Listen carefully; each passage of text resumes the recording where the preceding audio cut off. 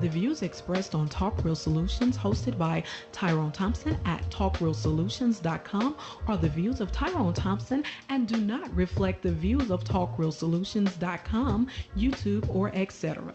The content here belongs to Talk Real Solutions and its many contributors. Views and opinions expressed by all contributors belong to them and not talkrealsolutions.com or Tyrone Thompson, the host, or etc.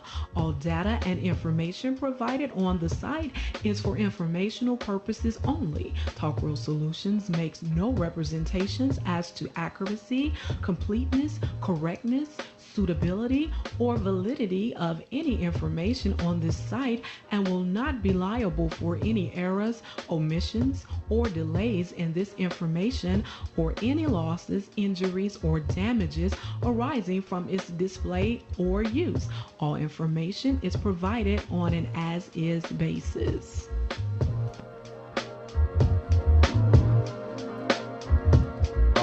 All right. Welcome to the show. This is Talk Real Solutions, and I am your host tonight, Tyrone Thompson. And I want to thank you for tuning in. Today is June the 19th, 2025, a historic day in American history for Black American. It is also known as Juneteenth. So happy Juneteenth. Seemed like, well, I don't know. I haven't heard the big old the big support for Juneteenth, but I would never skip past this day without at least acknowledging it, because I think it's important. When people first started talking about it, people was pushing, even Black people was pushing back on it, not even trying to acknowledge the day. So I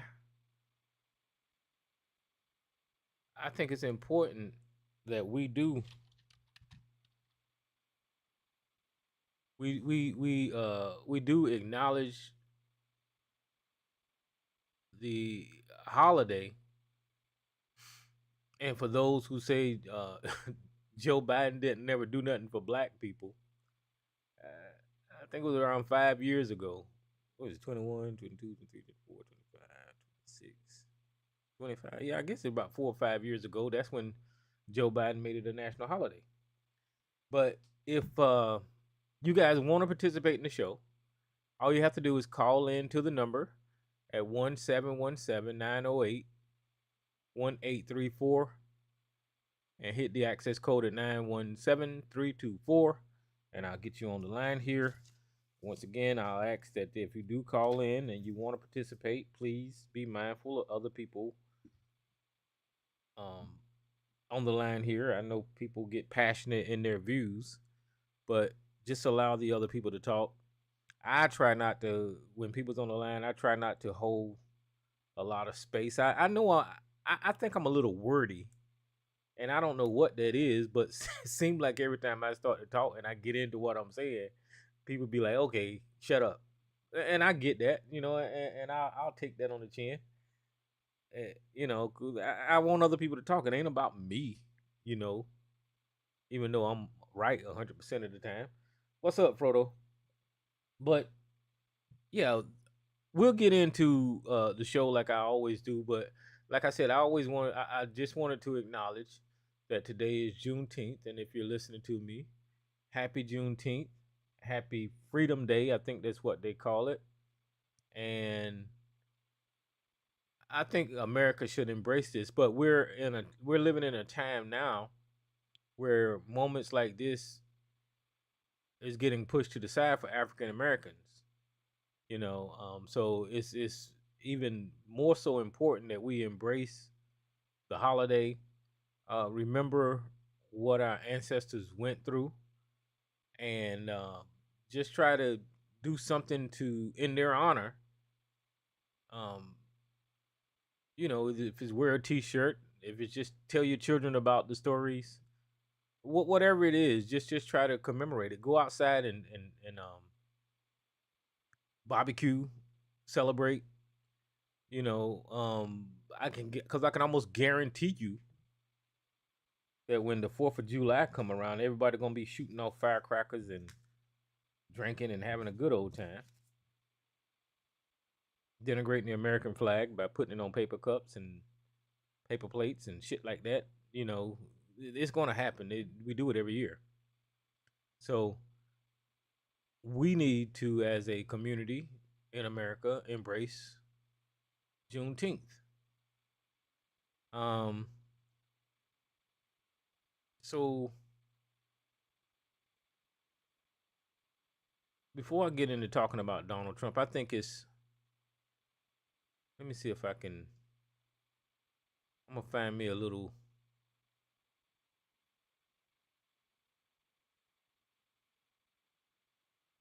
I'm just what I'm doing now is I'm cheating. I'm going on Wikipedia. I'm not one to remember a whole lot of details about history, so I'll just skim over the history of Juneteenth, just to start the show off. But we will definitely get into talking about politics, like I always do every week. And before I get started, I just want to ask if people are going to call in, do it early, because at 12 o'clock I'm cutting it off. And then, after then, I don't cut off the show. You guys can call in to the conference call and have as much fun as you want to. But at 12 o'clock, I'm getting out of here. And it seems like people wait right up until 11:30, to, to call in. And I hate cutting the show off when there's a lot of people on the line. You know what I mean?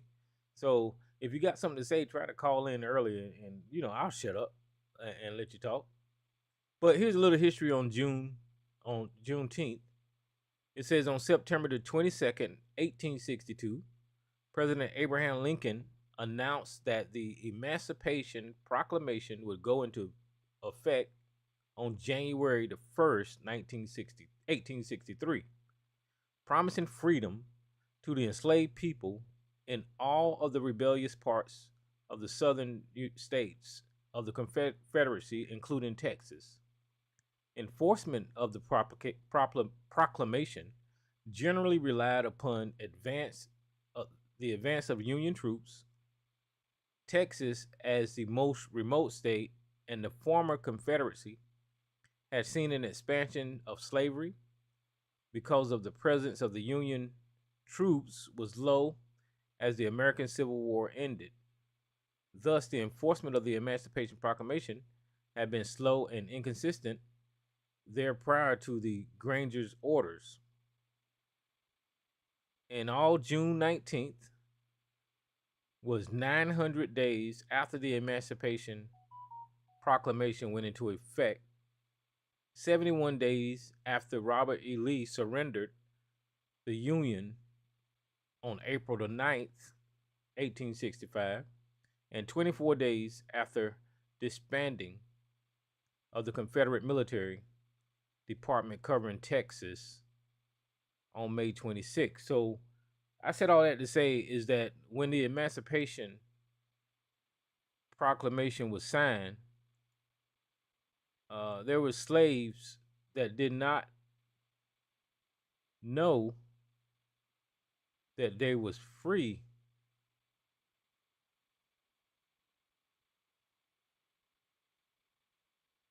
until about 2.5 years later. I think that's what it was. It says 900 days. So that's what, let me see, 900 divided by 365. Yeah, about 2 years, 2.5 years later. They didn't know that they was free um, after the Emancipation Proclamation was signed by Abraham Lincoln, freeing all the slaves in the United States of America.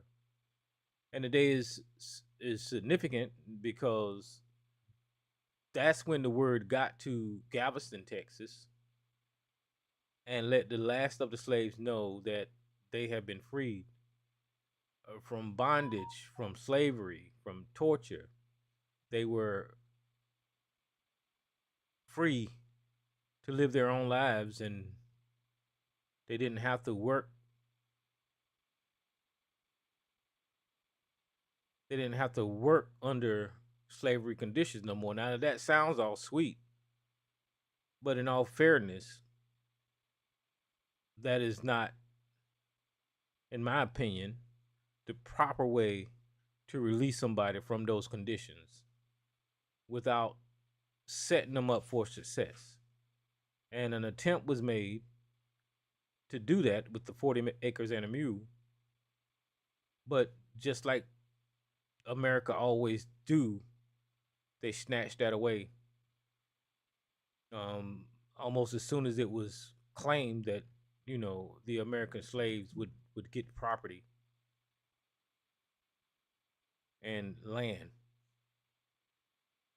and that set us off on the course that we find ourselves in today, struggling for resources, fighting for equality, fighting for justice, trying to tell our story over and over and over again, um, so this country will acknowledge the wrongs that it has committed to my people. And the further we move away from emancipation or June 19th or Juneteenth, you have people doubling down on the narrative that we live in the present day, that was the past, and it shouldn't affect you now, which is the dumb mindset that you have when you're talking to people like Sarge and ABC. Like, how does it affect you now? One of the comments is, you weren't in chains, um, or some stupid shit like that. Pull yourself up by your bootstraps. All of this dumb shit, right? That people say, and not even acknowledging that the white American had a head start in trying to build wealth in this country, and every time we get a leg up, it always get chopped down from underneath us, and that's true till today. You can look at the Trump administration. As they came into office, the first thing that they wanted to do, well, the first thing that he did this term was blame airline crashes on black people, you know, and that's an attack on black intelligence. That's literally the first thing that he did. And he went on in this administration to get rid of people in prominent positions that was African American. He tried to, well, he did attack our military by trying to rewrite history and getting rid of things like the Tuskegee Airmen photos or the airmen training in the Air Force. He went back and renamed these army bases that was named after Confederate generals. He went back and he put mud in our face again by renaming these military bases after these Confederate generals. The Confederate generals, Sarge and ABC, they wanted your black ass to remain as slaves. That's why they was fighting for the Confederacy. So can you imagine how it feels as a soldier serving your country on one of these military installations named after somebody who wanted to continue to enslave your people and wouldn't mind you seeing you swinging from a goddamn rope? And Juneteenth allows me to have this conversation because if I would have said it any other time, then you could probably push back with some old bullshit narrative that you guys. But I can tell you that because the South lost the war and the people that was fighting with that rebel flag that you guys don't mind, they were the enemies of America. They were the enemies of free black people in America. They fought to maintain the conditions of slavery, and they got military bases named after them, right? That was a big deal in the Black Lives Matter movement when they was getting rid of the Confederate monuments and statues, right? And renaming the army bases, renaming the military bases. Because this history of June 19th is a real part of American history. And America looks awfully stupid honoring the enemies of America who lost the goddamn war. These people that they named these military bases after was fighting against America. See, this is how fucked up and warped the mindset of America is.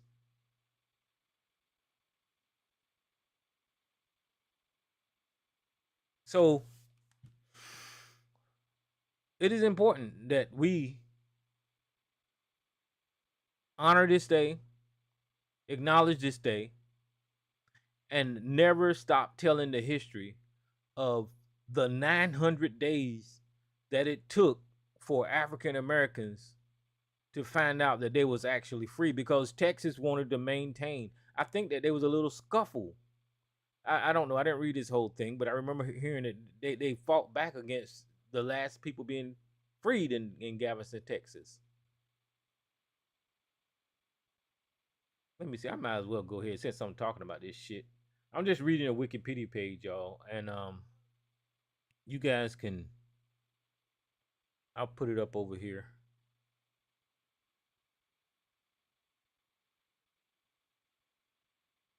Because now I'm curious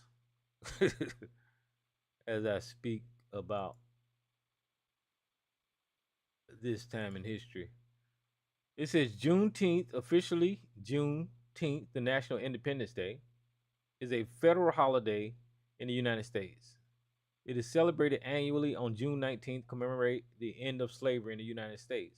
The holiday's name, first used in 1890, is a port. I can't even say that. Let me see how you say this. Portmanteau. Hold on. Y'all know me. I got to find out how to say something. Portmanteau. Portmanteau. I don't even know what the fuck that means. It says a trunk or a suitcase, typically made of stiff leather, a word blending sound. So that's what it probably means. A word blending sounds and combining the meaning of the two together. So whenever you say Juneteenth, that's word blending sound and combining the two names together, the two meanings together, June and 19th. So, referring to June 19, 1865, the day when Major General Gordon Granger ordered that the final enforcement of the Emancipation Proclamation in Texas at the end of the American Civil War. In the Civil War period, slavery's came to an end in various areas of the United States at different times. Many enslaved Southerners escaped, demanded wages, stopped work, or took up arms against the Confederacy. Took up arms against the Confederacy. Listen, you fucking rebel flag carrying motherfuckers. The slaves took up arms against your rebel flag because the slaves was fighting for America. You Fox News, Tucker Carlson loving motherfuckers that love the Confederate flag. You're cheering on the goddamn enemy.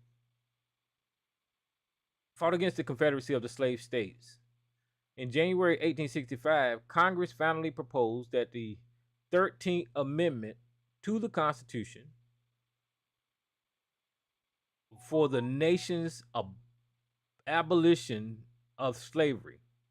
We always talk about the 13th Amendment, how it says it abolishes slavery, but it really don't, because if you're in prison in this country, then that's a form of slavery according to the 13th Amendment. So there was no abolishment of slavery in America. It still exists today. By June 1865, almost all the enslaved persons have been freed by the victorious Union Army or by the state abolition laws, which the National Abolition Amendment was ratified in December. The remaining enslaved people in Delaware and Kentucky were freed. Early Juneteenth celebrations date back to 1866 at the first involvement of the church-centered community gathering in Texas. They spread across the South among the newly freed African Americans, and their descendants became the commercialized in 1920 and 1930, often centering around food festivals. Participants in the Great Migration brought these celebrations to the rest of the country. During the Civil Rights Movement in the 1960s, the celebrations were eclipsed by nonviolent determination to achieve civil rights, but grew in popularity again in 1970 with the focus on African American freedom and African American arts. Beginning with Texas by the Texas Proclamation in 1938, by the legislation in 1979, every U.S. state and the District of Columbia become formally recognized the holiday in some way. As of 2021, when Juneteenth became a federal holiday, it is observed with closure of post offices, banks, and the New York Stock Exchange and NASDAQ Stock Exchange and other financial markets, many schools and universities, most government offices. Juneteenth is also celebrated in Mescagos. Who is that? Mescagos are African descendant groups in Cahula, Mexico, centered on the town of El Nacimiento. So they're black Mexicans that celebrate Juneteenth. Descendants of black Samoyeds. These are the American black Indians, I guess, who escaped slavery from 1852 and settled in Mexico. The day was recognized as a federal holiday in 2021 when the 117th Congress enacted and President Joe Biden signed the Juneteenth National Independence Day into law.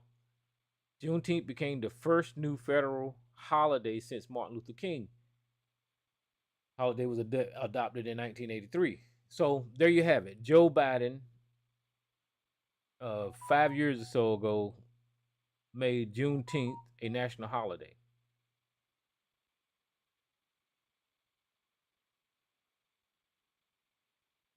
And I'm not going to. Uh,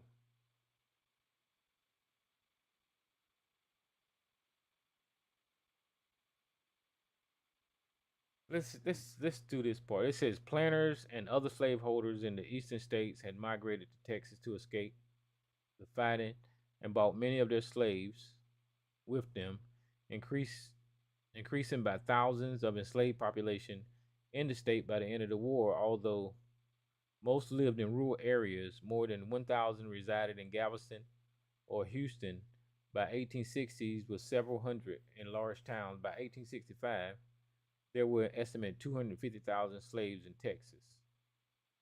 So, Texas was like the last stronghold of the Confederacy. I'm gathering from what I'm sharing with you now, and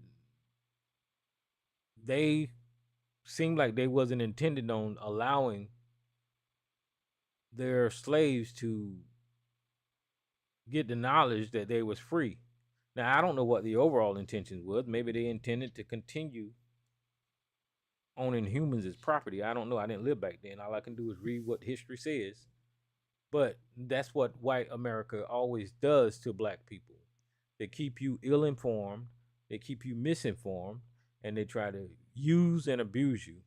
as much as they can to the very last moment. They try to suck every bit of whatever energy you got out of you, and that's what happened in Galveston, Texas, because they did not want to free their slaves. But the orders from the president came down, and there was a general that came down and actually read the orders on, I think it was either a public building or a courthouse or something like that, to announce that the slave was free.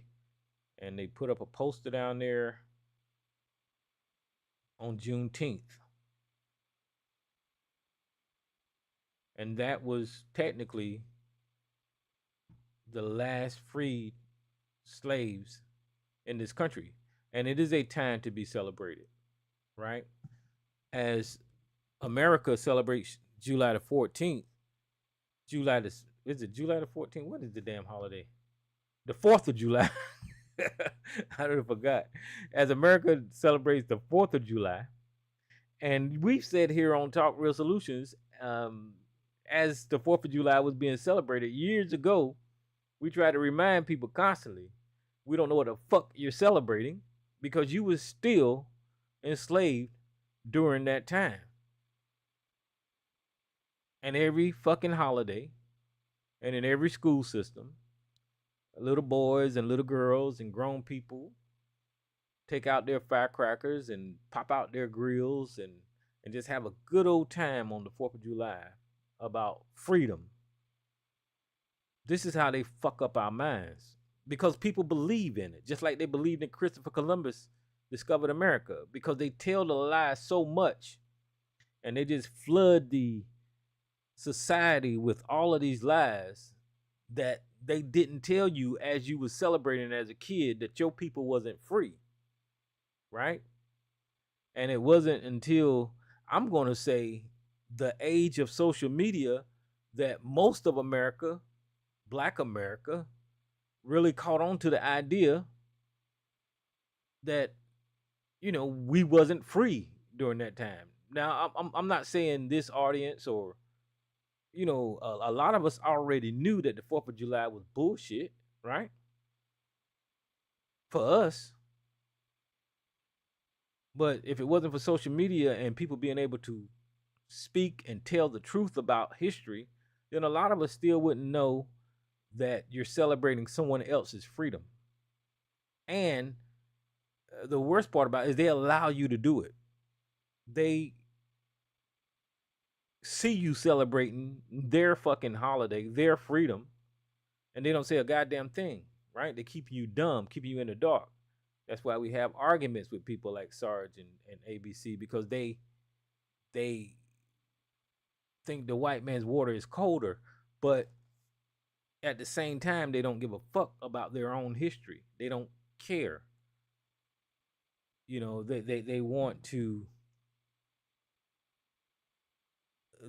to be, I heard this term on here, I think white adjacent. I think that's a good term to fit how these, because they can't be white ever. So they can place themselves mentally and physically right alongside of white people and try to live that way in their mind. And then part of their adjacency, if you will, is coming on here and screaming at the black people and telling us how dumb we are, right? Wagging their finger. That's part of that whole fucked up mentality that they have. Yeah, I like pointing it out, and I ain't got nothing against those guys. I just think they sick in the goddamn head. But they human and they they probably got little feelings and stuff like that, but they don't realize the psychological brain fuck that they're in, and they will stand on their business when it comes to defending that damn shit, But I'll stop with the June 19th and I'll move on to some other topics. So happy Juneteenth to you guys, and we'll start talking about some of the crazy shit that's going on in the news.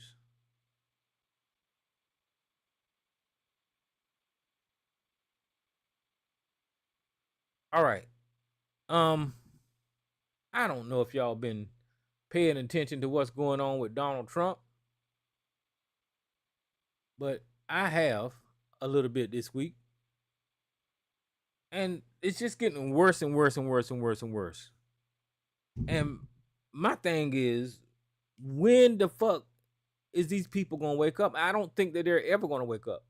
That's why I say that this is the end of America. The end of America as I know it, as coming up in this country. It's the end of America when it comes to honesty, respect, morals. We straight fucked up as a country right now, right? And one of the things that's going on right now, and we talked about Israel before, as they was trying to eliminate the Palestinians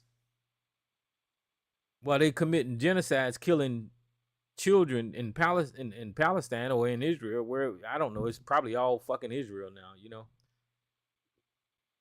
And America didn't say shit.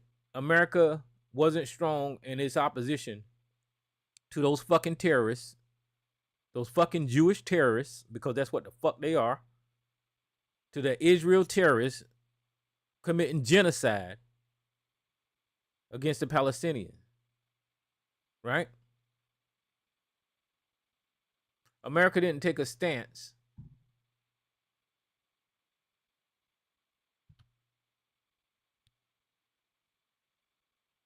against anything that Israel did when it came to them lying, them starving people, them creating famine in that country against a group of people trying to eliminate them off of the fucking face of the planet. Now, I don't know anything about no Palestinians. I can't even say that I care about Palestinian people like that because I don't know anything about Palestinians. If they anything like anybody else on this world, they probably hate black people too. And that's just the God's honest truth. As a matter of fact,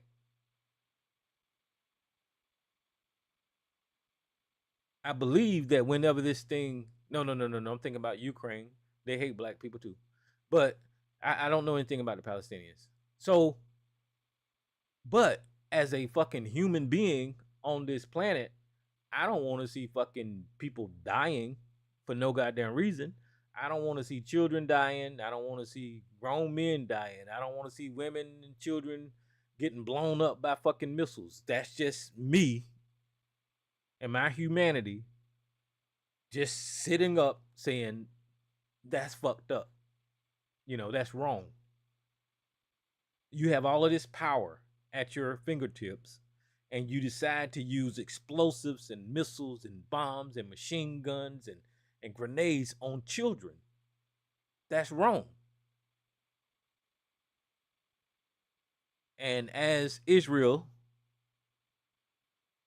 went throughout that country killing people, America didn't say shit. You know, and Donald Trump, he's the president that Sarge and ABC saying that he's not a wartime president. You know, even though he is the president that denied Ukraine funding so they can prop themselves up against Russia, right?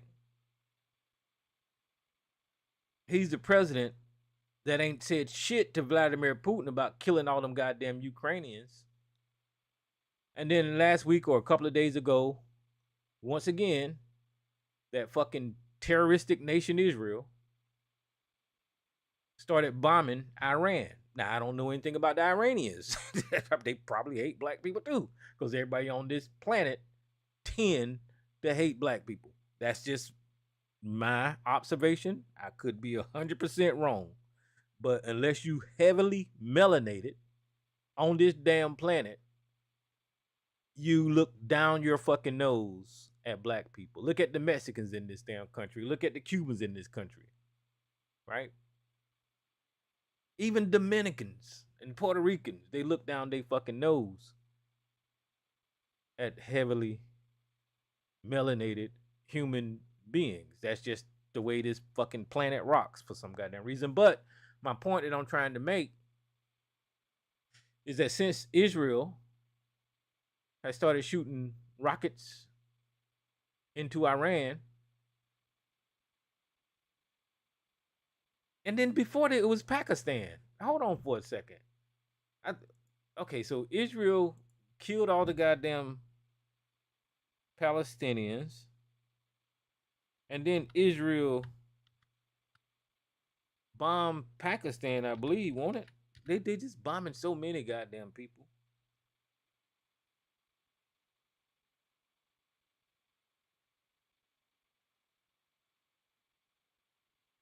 I don't know. I can't keep up with them.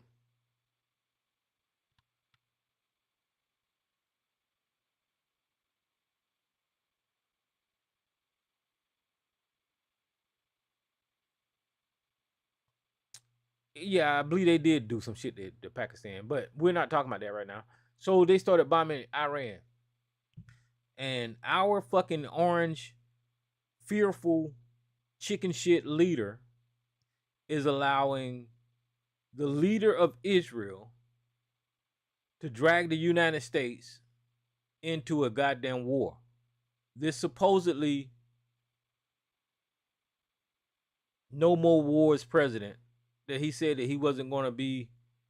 Israel is dragging Donald Trump into a war. And I'm just saying that based off of the comments that Donald Trump and his staff has made since they started bombing Iran, which was something to the effect of we're going to supply the aircrafts, the bombs, and something that he tweeted about eliminating Iran, which means that he's not trying to de-escalate the situation over there. He's siding with the Israeli government and bombing these people. So if we send aircraft or we send bombs, the United States is technically in a goddamn war, right? Now that's different than Ukraine because I don't know, the Ukrainians is getting like bullshit equipments from us. They're getting drones and they're getting missiles, but they're not getting the highly sophisticated shit. They're talking about dropping the mother of all bombs on Iran to destroy this nuclear facility that's underground. You're going to need American forces to pull off that operation because that type of equipment, we supposed to be the leader in those type of munitions, and you're going to need American people to actually pull that off. You know, I don't think that they're walking around sharing those type of ordinances with the rest of the world. They shouldn't be. And what I'm saying, if this they got this bomb called the mother of all bombs, and then let's take another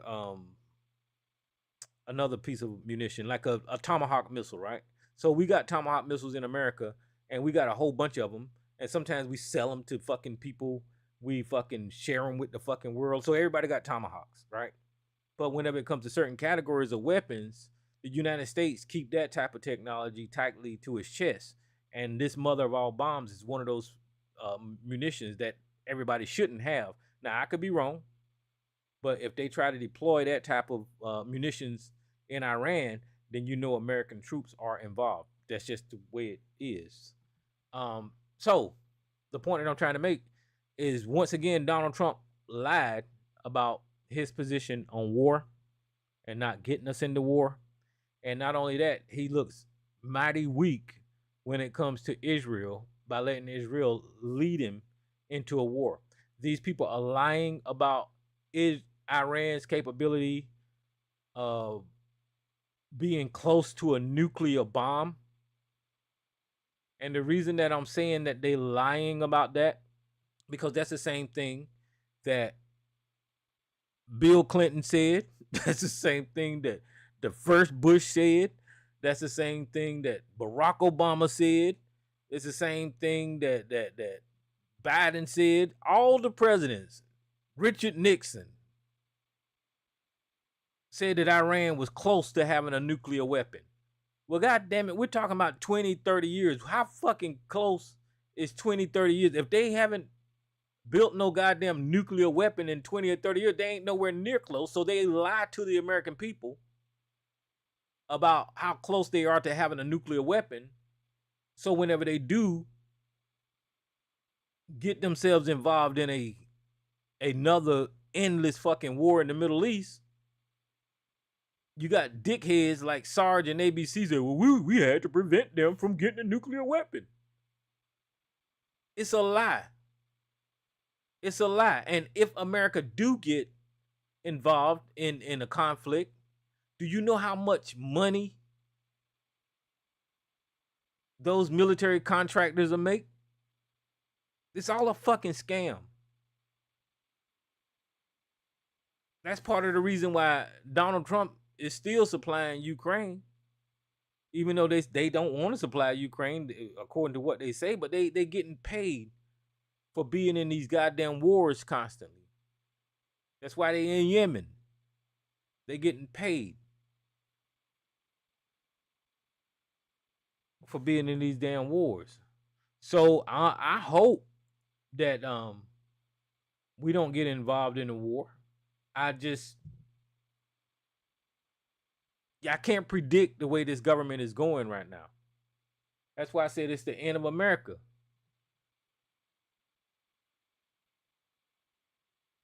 It has begun. I don't know how to put this. When you look at what's going on in America, in California, in Los Angeles, the federalization of armed troops, military troops on the streets in this goddamn country. That's why I say it's the end of America. That has never fucking happened. Now Sarge can come on here and talk about the civil rights movement and all that kind of stuff, but I say fuck that argument, because that was my people fighting for equality and justice in this damn country. And the governments that the federal governments enacted the National Guard to defend our movement was against this goddamn country. That compared to people peacefully protesting ICE in masks and machine guns and combat gear, just barging into facilities and grabbing people off the street, grabbing people out of birthday parties and schools. People was protesting against that anti-American activity by ICE. You can't compare that to the movement of the 60s. So we've never seen Apache helicopters, Marines on the street. There was a Marine that made news by arresting someone in this country. That could have went all kinds of bad ways. And what I mean by that is when these soldiers are deployed, because okay, so I was in communications, right? But if I was in communications, I was attached to cavalry units, I was attached to engineer units, and I was attached to infantry units. So I fixed their radio equipment. I'm not the one that's out there shooting down range and all that kind of shit. Although in Desert Storm, everybody had a fucking shoot down range. But whenever I'm trying to give you the mentality of these fucking soldiers. Whenever you're in an infantry unit, right? All those infantry people and the Marines are programmed to see is the fucking enemy. Wow, that's all they fucking know is they're on one side, and who the fuck ever is on the other side is the enemy. They don't give a shit if they in the streets of the United States or in some goddamn desert. They don't give a fuck. Whoever's on the other side of them is the damn enemy. So that means you're going to get treated like the goddamn enemy. That's why it's so dangerous to put soldiers in the streets of America. That's why it's so dangerous to have soldiers performing the duties of these police officers, right? That just that reason alone. Now there's more reasons why it's dangerous, but these soldiers and Marines have been programmed, and I'm not saying they're programmed like zombies, but they've been programmed with their mission, right? And their mission is to remain focused and conquer their fucking objective. So the Marines got put on the streets in California, and they've got told that the peaceful protesters is the goddamn enemy.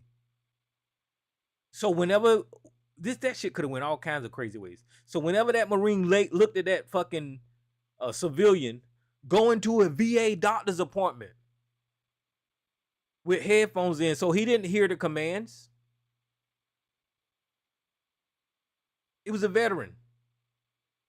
That Marine was focused on this motherfucker is the enemy and he ain't listening to shit I'm saying. So I have to do something now. That's the mentality. And that shit could have went all kind of crazy ways. But what I'm trying to say that America is done, this is the end of America, is because you got troops on the street in this goddamn country. Troops are here. They exist to fight foreign wars. Military is not supposed to be deployed domestically. They're just not. And I don't give a fuck if Sarge calls. I don't give a shit what he screams about. He knows that I'm telling the goddamn truth.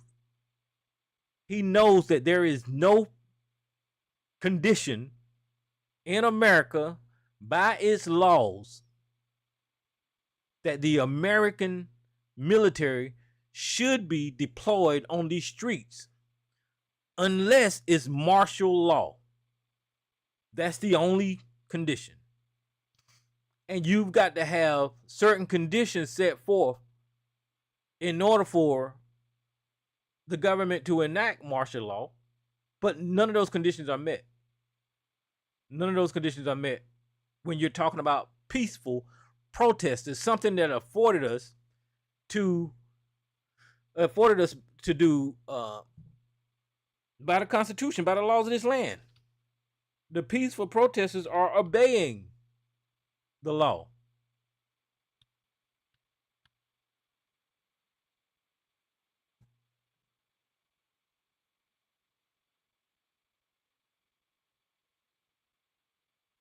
The peaceful protesters are obeying the First Amendment of the Constitution.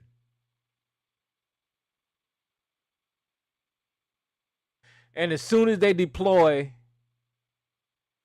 troops to interfere with those peaceful protesters, they are doing the escalation.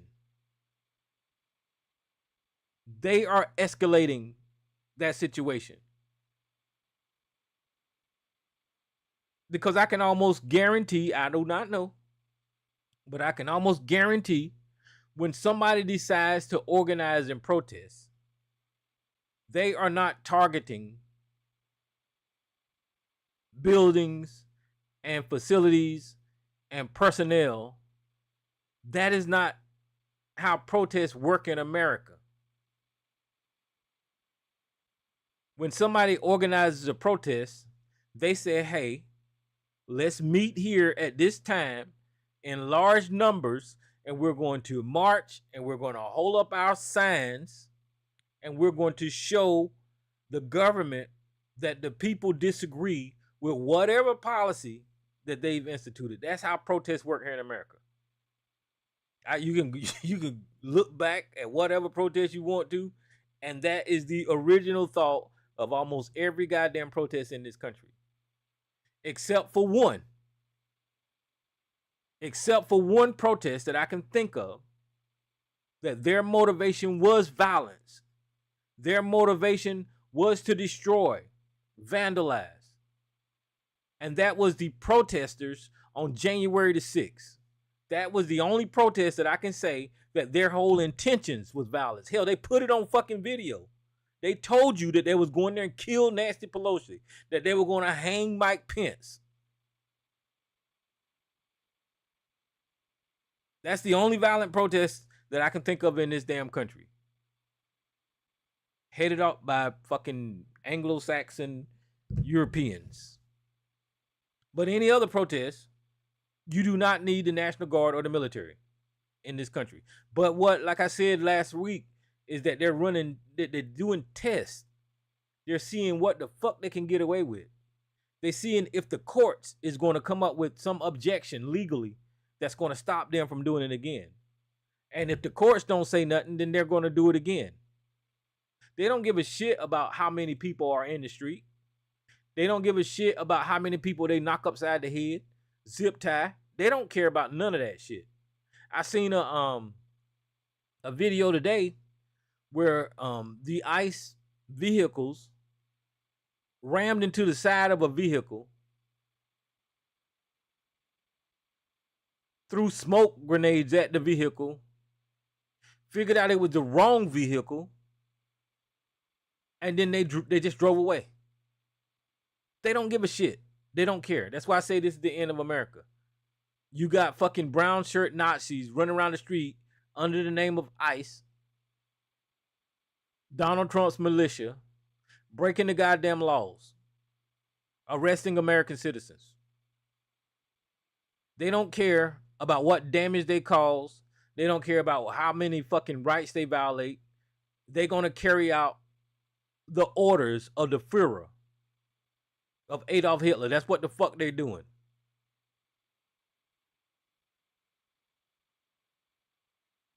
But what the intentions are, now I could be wrong because I'm always guessing at shit. The intentions is for the Trump administration to push this goddamn system and see what the fuck they can get away with. Now, because they already discounted the lower court judges. They say that every day. They're not going to listen to district court judges. So they didn't mark that off of their damn checklist.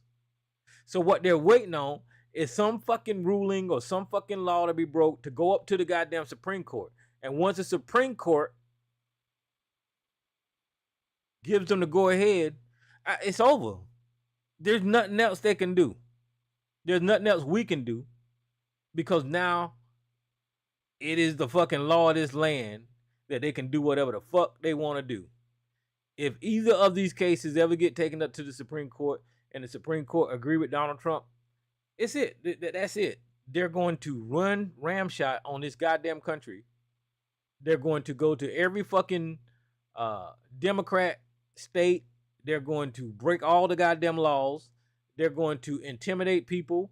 They're going to try to elect their own fucking politicians.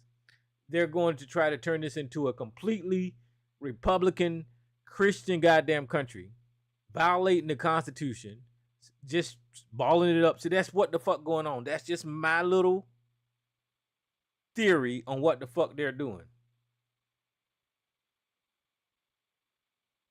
So in other words, I guess their goal is to break down the institutions that is supposed to hold them accountable. Right? They started with Elon Musk in the White House, getting rid of the fucking shit for US aid. There ain't nobody pushed back on that shit, right? And then later on they started attacking Medicaid. Ain't nobody pushed back on that shit. And then they even going after the damn veterans, the VA. Ain't nobody pushing back on that shit. So they breaking down the damn institutions so they can have complete control in this goddamn country. Now, he only got 4 years in office, but I don't know what type of damage would be done by then. But they're headed fucking, they headed down the road with their foot on the gas pedal, and they trying to kick down every motherfucking institution, every law in this damn country. That's what the fuck they doing. And let me just say one more thing. Is that black people, as far as I have seen, has not been out here in these protests. Now, there ain't a damn thing wrong with that. And I am kind of proud. There's some black people out there. Now, I can't say all black people because, black people got friends and they gonna show up with the protest. But like we have been in the protests out front, out loud, and just stating that we haven't been in these protests like that. And that is a good thing. Because now the Latin Americans, the Cuban Americans, the Mexican Americans, they're seeing what the fuck we've been saying since day motherfucking one in this country. Those fuckers that voted for this shit, those fucking Latinos for Trump, Mexicans for Trump, Cubans for Trump, all of them motherfuckers is seeing what the hell black people has been saying. And with our absence, they can clearly see it now because we ain't out there to take the fucking blunt of the bro for their ass. They gonna have to take this shit straight on. They gonna see what these damn white Americans about the one that they wanna cuddle up to and be like.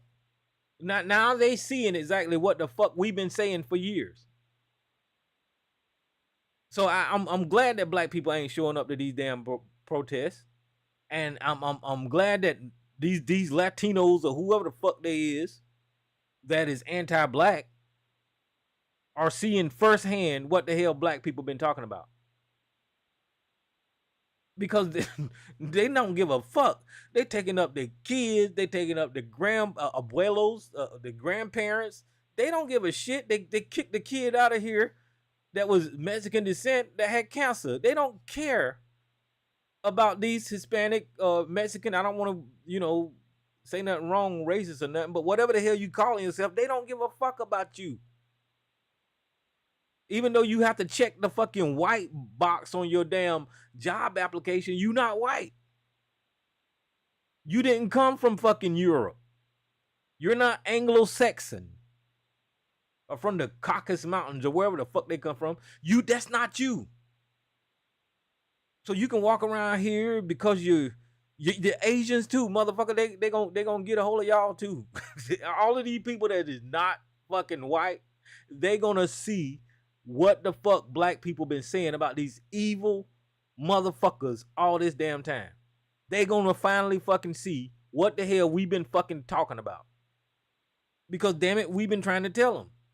We've been trying to tell them that they illegally lock us up, that they brutalize us, that whenever we get a chance to speak our case, that the judges are against us. This entire motherfucking system is against us. Look at what happened to Trayvon Martin. I mean, that's still unbelievable to me to this day. When they had evidence that this motherfucker got told by the 911 dispatcher to carry your ass home and don't follow that boy. And he followed him anyway.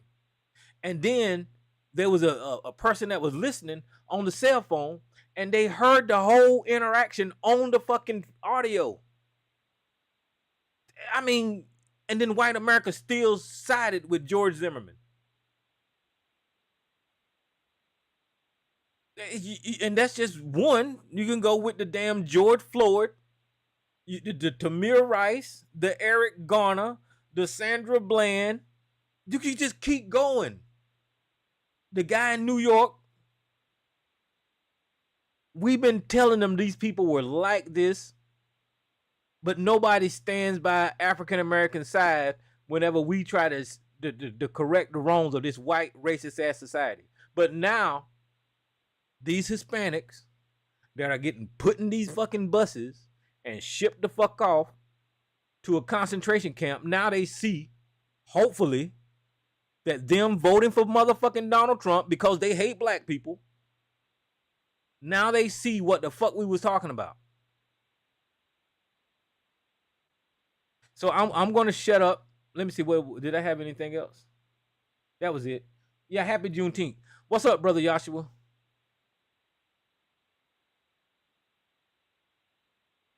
Joshua, you there? This dude opened his line. I guess I've been talking too long. Alisa, what's happening? How you doing tonight?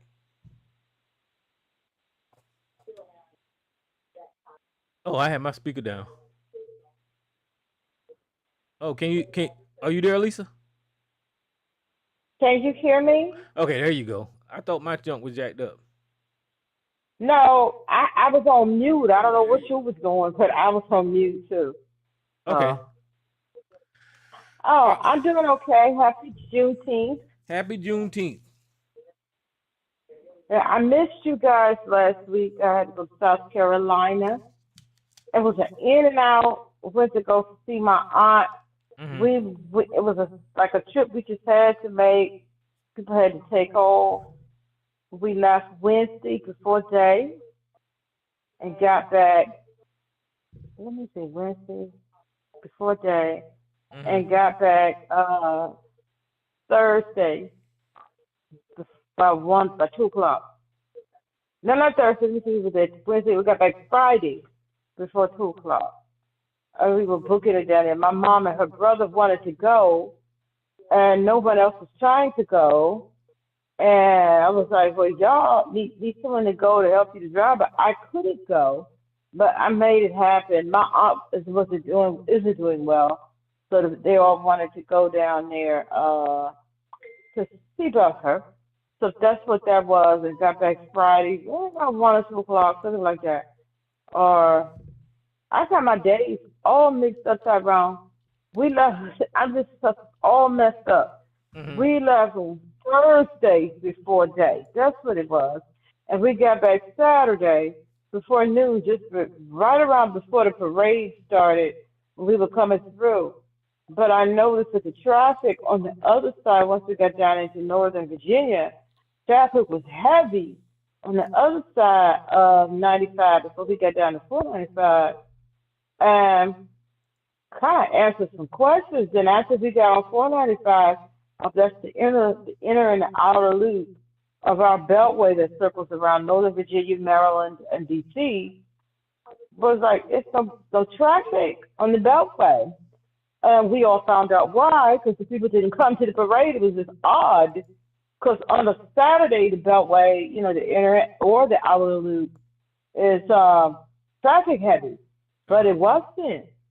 Once we got down there, because once we get on the inner loop, you pass DC, you can see certain spots of DC because you're pulling out of Northern Virginia.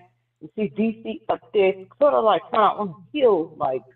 And then when you hit Maryland in about 2 minutes, and there was no traffic because people didn't come to the parade, so that was a good thing. But it's just so much is going on right now, and it's just crazy. I agree with you. The America we knew is over, it's gone, it's kaput. Can we fix it up? Can we do some damage repair down the road? I think so, but it's gonna take a while. Depends on how much more damage is done. But the America we once knew, that's gone, that's over, it's done. And with this war that between Israel and Iran, now, yeah, Barack Obama did express concern about Iran having a nuclear program for nuclear weapons. He has expressed concern, but he never did that. Oh, they about this. He just said that if they were able to enrich themselves in uranium and the different things that they needed, this is how long it would take to make one. But he never did that. Clinton, the same thing, expressed concern about that, I had concern about that. A lot of people have concerned about that because they do fund terrorist organizations around the globe. They do that. But nonetheless, Tulsi Gabbard, the head of Trump's Homeland Security, said about a month, 2 months ago maybe, that they were nowhere near close to a nuclear program, a nuclear weapon. She testified to that on Congress. And she said to shatter the intelligence that they're not like that's not what the Ayatollah and their people regime is trying to do right now. Trump said, what, a day or so ago? I don't care what she said. This is what they're doing. He is pushing that propaganda. Netanyahu has been talking about them. They were only months away from creating a nuclear weapon. He's been doing that since the late 90s. And CNN, and people are pushing back. CNN, MSNBC, a lot of them, they put up a montage of every time he spoke about how close they are to a nuclear weapon. They're close, they're close. He's been doing that. Israel has wanted a war with Iran for the longest time, and they want the United States to fight it for them. That's just a thing. And anyone who doesn't believe that, you can check it, do your research. They've wanted a war with Iran for the longest. And the United States, they hit, miss around, but Obama has never, like you said, he's never really said that. He's expressed concern. And when he had that treaty with Iran, was it the greatest treaty? Nonetheless, they had one that they would stop their enrichment. They would not try to go after a nuclear weapon, and they were abiding by it. You remember that they had took all those billions of dollars, and that was part of it. If you follow by the treaty, we give you your money back. And when the money was being given back, I think when Biden was president, it was like they giving Iran money. No, we're not giving Iran money. That was their money. They followed the treaty, and it wasn't the greatest, but they followed it, and they were abiding by it. And when Trump came in, he tore it up. If we remember that, we had an agreement with them that they weren't going to enrich that. And he tore it up, threw it out, because he wanted to get rid of anything that Obama, and I would have to say probably was at the behest of all that money he was taking from the idle things, the funds, whatever it is, and the APAC lobbies and Netanyahu and them. They wanted it thrown out. They want a war with Iran. When you had them somewhat settled, even though they do things on that side, that's why a lot of people is a little fearful of them having a nuclear program, weapons and stuff like that. But it kind of had them a little under control. They wasn't going to enrich it, and they were following the tree. They were following it, and they threw it out. And he did that at Israel's behest. And people can say whatever they want to say about that. They've been wanting that country, and all of this stuff is talking about nuking them and all things like that.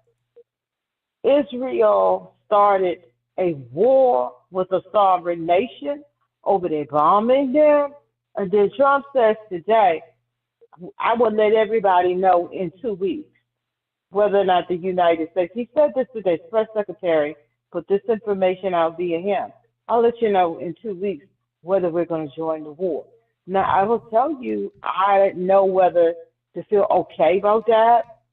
Is that a good thing? Because we know how Trump is. He said, I'm going to let you know about the tariffs and give you 4 weeks, 2 weeks, and then when that time comes, it doesn't happen. So we have to see that he changes up because he's mentally ill. But I'll take that because I don't want them to go to war, to put boots on that ground, to go to war shooting off anything over in that country. Because Israel started this. They started an illegal war with that country. They've always wanted to. Netanyahu has bitten off more than he could chew this time. Let them fight it. They cannot beat Iran. That's why they want the United States fight it. They can't beat them. That is a huge country with a lot of people, over 90 million people. They're bitten off a little bit more than they can chew because they busting up there down with the missiles. And the missiles is landing over in Tel Aviv. Is he there? No, he's not there. It's breaking through that down, busting up their stuff. Let them fight it. You want the war, let them fight it. Don't fund it, don't nothing. You started it, you finish it. That's how I feel about that war.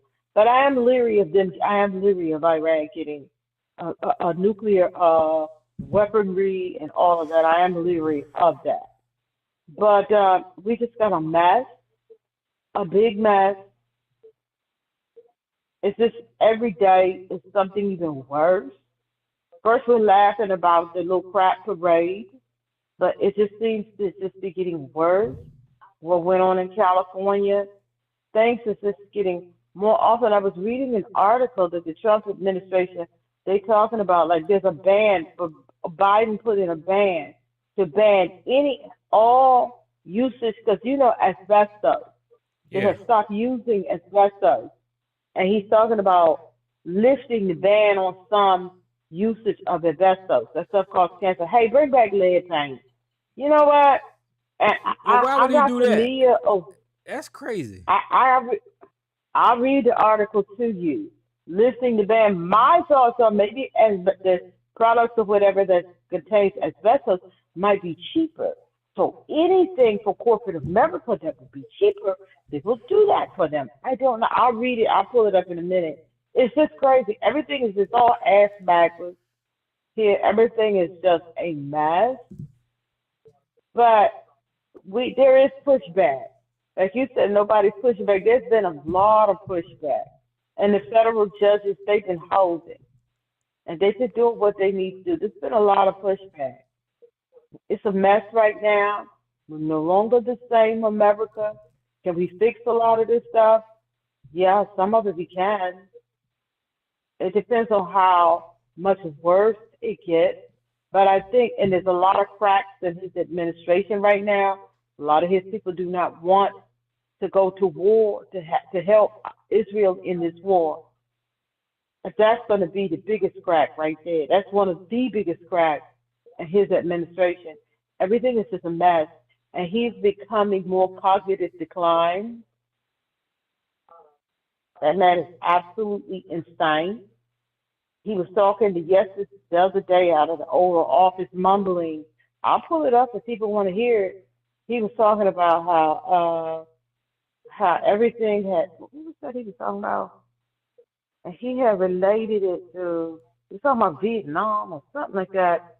And he had related it to, or one of the I pull it up. That no, it wasn't Vietnam. He was talking about the Civil War. Yeah, that's what it was. And maybe I seen something about Lawrence you O'Donnell. saw that, Yeah, Lawrence and O'Donnell. But he other people mentioned was the Declaration talking of about that he was mentioning the Declaration of of Independence, independence. and then he related it to the Civil War. Like, all right, guys, were you not in the third grade? And other people have been blasting that. That man is insane.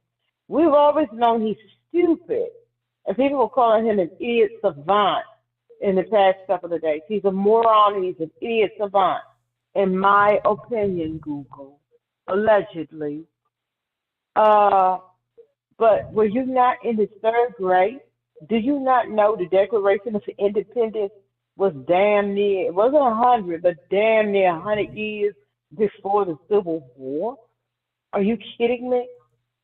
Are you kidding me? This man has no clue as to what's going on, in my opinion, allegedly.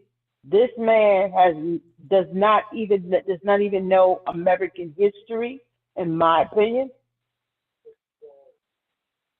This man, I mean, this is just crazy. And it looks like, in my opinion, cognitive decline, and it's getting worse and worse. And then him running out of the summit with the other leaders, that was a disgrace. And he's talking about he had to get back because of what's happening between Israel and Iran. That might have been part of it. He ran from there because he was embarrassed. And he didn't want to be around them other leaders because all of this lying he has been, well, he lie all the time. And they have been calling him out. He was embarrassed that if he didn't get his little Kim uh, North Korean style goose stepping parade, he was embarrassed. And the fact that his parade didn't go off, almost 3% of the population protested his ass on the day of his goose stepping parade. He was embarrassed. And you want to know why he was embarrassed? Because he was standing when they were supposed to be taken. Did you see, who was it? Was it Canada? The chancellor, was it from Canada or wherever? Had to cut it when Trump went into trash in America, Los Angeles. He's trashing Barack Obama, and they had to break the thing up because see, he done gone off on a tirade. And then when they were supposed to be outside taking pictures at the Rose Garden, the whole time he's standing up there saying, and the weather people said it was gonna rain, and it didn't rain.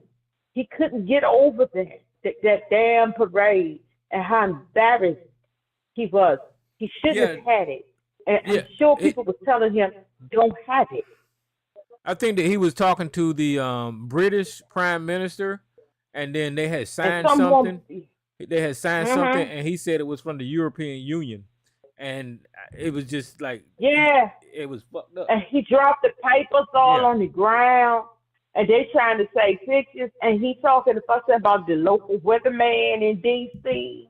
and about it was a disgrace and an embarrassment, and it did our military that little sucker parade. They didn't look bad. A lot of people saying we didn't look. They didn't look bad. They look bad. No, they didn't look. No, they didn't look bad. You want to know why they didn't look bad? And I don't hold that against them. Well, I don't hold it against them, but they look bad. I can't because I sent you certain things that I was hearing people were saying who's been in the military, and what they were saying it's a term that was used of why that was done like that. I'd have to look it up again. It wasn't. Well, yeah, they said that they did it because they was protesting, and I get that if that's what it was. Yeah, they didn't look bad. They didn't look bad to me. They didn't look bad because on military installations you have parades, and they you do. But they look a whole lot better than what they did that day in Washington. You know, and I can't blame. I don't blame them. I don't blame them. I don't blame them. Yeah, but they did look bad. At least I can't say.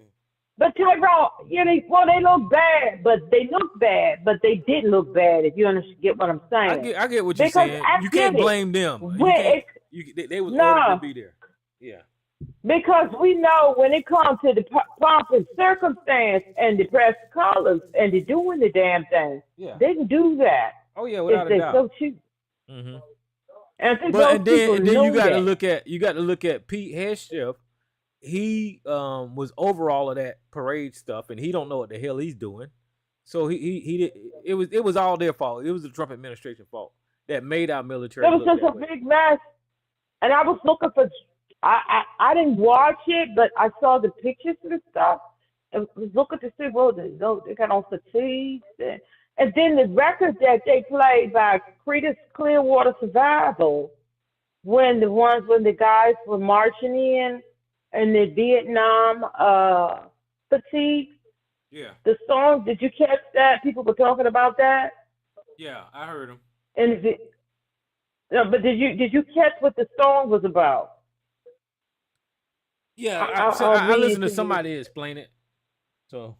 Yeah, Creedence Clearwater Survival, and the song that they played was the let me see. I'll just say for everybody, Creedence Clearwater Revival, Fortunate Son. They was playing Fortunate Son. That was a protest in your face. But see, Pete Hegseth, because he's inexperienced, he has no business in that job. Now that black dude would have known what that was if they had pulled that. You see what I'm saying? Mm-hmm. If they had pulled that. And that song, Fortunate Son, that was a flop to Donald Trump. If people look up what the words of Fortunate Son, what that's about, and what was going on during the time when the Vietnam War was going on. People like Donald Trump with the heel spurs, bone spurs, how they were able to get out of it, and for other people who were not able to. You have to look up what that song means that they were playing.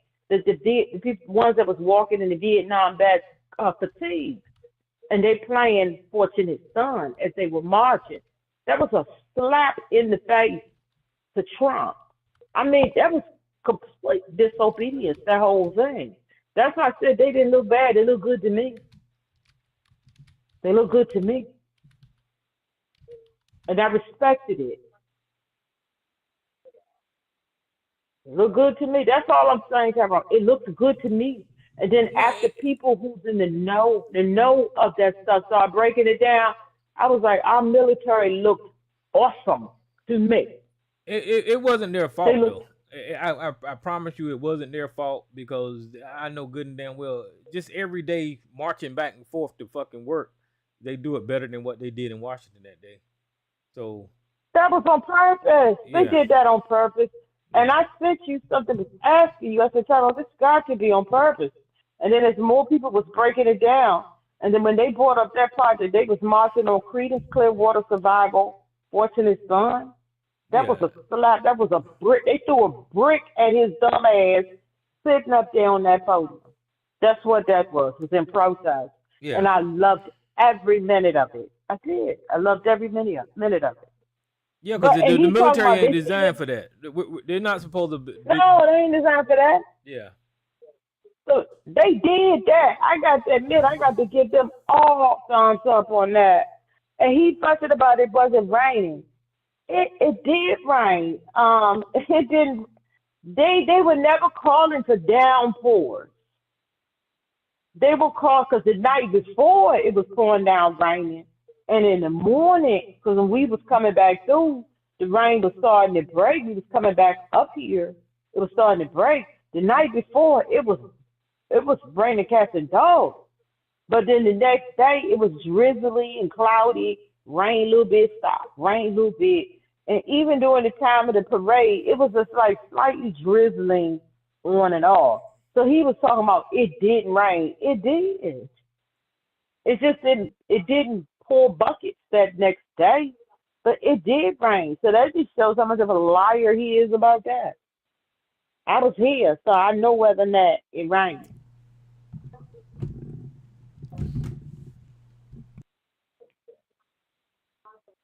So that was him taking a shot at. That was him taking a shot at climate change and all that. Yeah, but it did rain. So he's a liar about that. It did rain. But anyway, but that didn't have anything to do with the fact that his parade was a flop. And that millions showed up to the No Kings all across the country. Did you see the people in Texas? Did you see the marches they had in Texas? And in these red states, they showed out. And that's what we need, and that's what we need to see. So the rain that it did the night before pouring in D.C., and the little on and off little showers and drizzle all day, that had nothing to do with the fact that people did not come to that parade. Right. Because we was shocked. We was rolling back. That is not why they didn't come. We was shocked rolling back around the Beltway. It was like, well, aren't they having that big thing down there?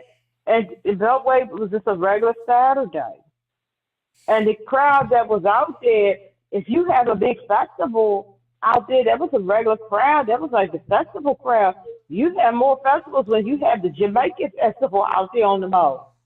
Well, all I'm saying is that them same Mexicans should have showed up and voted for fucking Harris. That's what the hell should have happened. Well, it is what it is. They got a mess going on. But one thing I will say about the California, the protests and stuff, and he said all them people out there, that was like they said, a controlled section of Los Angeles. The BET Awards was going on up the street when things was going on. It never stopped, no show. People were still going about there every day because it was not all of that. He did that for show, and he did that as a test. Yeah, in America, They had that. They and Los Angeles had that under control Yeah, because in they had it America we contained don't to a protest particular area. violently. Americans don't protest violently. The only time it turns But violent is when the police come in there or somebody come in there to aggravate it, and then that's when it and turns violent. start beating heads and stuff. Yeah, Then it turned violent, and then you have like some antagonists, people will come and try to loot or yeah, something like that. But they had that under control. That's what they were saying. Let the people protest. Don't give them too much pushback. We got this because they had it contained. And I heard somebody was saying because the BET Awards was going on up the street, that stopped nothing. If all of that he's talking about, all of that was going on, do you think Mariah Carey would have people would have let her drive her limousine anywhere near that to go and accept an award? right. No, they had that under control. But one thing that I will say is a bad look that the Latinos did, and they will not, they're not going to claim it. But when they were out there, and that was them, they was out there burning up a couple of cars, few cars, and they was waving the Mexican flag. That they should not have done. They should not have been waving. If they burn up the car, shouldn't be doing that either. But waving another country's flag in another country, that was a bad look, just in my opinion. Just in Well, my yeah, I opinion, get that both was a sides. I bad get both look. sides of that. They want to I represent. get both sides, They want to represent but who they are and where they're from. But you don't another country's flag when you're doing protests and it has hmm turned semi-violent. That wasn't a good look. yeah, I mean, if you're going to turn semi-violent, don't wave another country's flag around because that kind of takes away from the point you're trying. It does a little bit. That's just my opinion. A lot of yeah, people might not yeah. agree with I that. get that. I get that. They open the door for that type of criticism by having that flag out there. Yeah, you don't want criticism. You want people on your side, and that drew criticism. And you want people on your side. That's why the uh, No Kings March and protest. It was wonderful because the people conduct themselves. They had a lot of nasty signs and posters and stuff about Trump and the administration, no fascists, and pictures of Adolf Hitler, and all of them, and Goebbels and all them type of people, and Lil Kim and them type. They had all of that, but and nobody had no other country's flag waving it around. Hmm. If you want people to be on your side, it's a certain look you need to try to, because you're there to get you really are there to get the people on your side. You're there to prove your point. You're there to get across a message. You're there to protest. Yeah, Certain things don't do because you have to keep the masses on your side to keep the masses to coming out. And that was not a good look. That's yeah. all It won't smart of them to have Mexico's flag up there because I mean, you just asking for trouble whenever it's just you waving somebody else's flag. because you're doing it. Yeah, don't you have to think about what you're doing. And I agree with you. I am very proud of our people for because the call went out months ago. Stand down on this shit stuff. Stand down. It's other people's turn. Don't let it be us and our bodies that get out there and get the brunt of being shot, rubber bullets, real bullets, nightsticks. They get to send in the National Guard and then people are, don't let it be us. It's other people's turn. And a lot of them are calling, we need to have reconciliation. We all need to come together. The time to come together was election day. Hmm. Okay, y'all messed up. And you all are going to have to carry this weight. You're going to have to carry the front of the protest and the march. And you're going to have to put your body in front. And white folks too. And the MAGAs who has turned on him, y'all going to have to put your bodies out there, out the front. And I'm proud of our people. You're going to always have some of us that's going to be there, but the overwhelming majority stay home. We're still in protest. We there with you in solidarity, but we're not going to put our bodies on the line like that anymore. We're just not. Because this country disrespected us enough. I'm with you. I'm in solidarity. I shake the fist from home. But stay y'all black asses home. And some people say that's stupid, that's dumb, we need to be out. All of that is our plight too. Yes, it is. But we don't. I don't think we should have our bodies on the line out there like that. Not this time.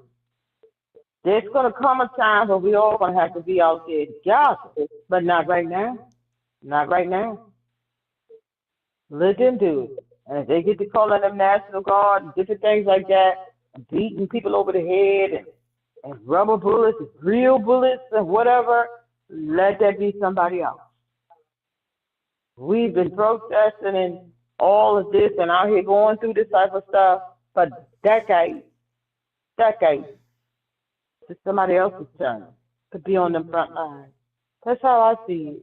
A lot of people disagree with me, but that's how I see it. No, I I'm mean, not going out there. I'm glad that then that, black people ain't out there doing all this stuff because I mean they need to see. I mean, if we out there, then hell, they gonna just be standing in the background, and we gonna take the blunt of the damn violence. So There you go. And everything go because you had some of them was on the news and different things out there. I like they were saying it was the blacks who was this that. It's the blacks who was it. No, that was y'all burning up cars, doing all that stuff out there, waving Mexican flags or wherever it is that your people are from. That was y'all doing that. And you see how they were quick to point a finger at us when it wasn't us. So we with you in solidarity. I'm not going to a protest. I'm just not doing. I'm not doing it. I'm just not doing. They had some around in the DMV area because they were telling people to stay from in town. And it was a couple of big ones up there where I work at. They had one out in that area. They hmm had quite a few protests going around in the DMV, but they kind of wanted the bigger crowds to stay out of DC. Let them, but people still went there anyway and protest. But they were telling the people to let them have their way. So they had protests in Virginia and in Maryland and in other areas.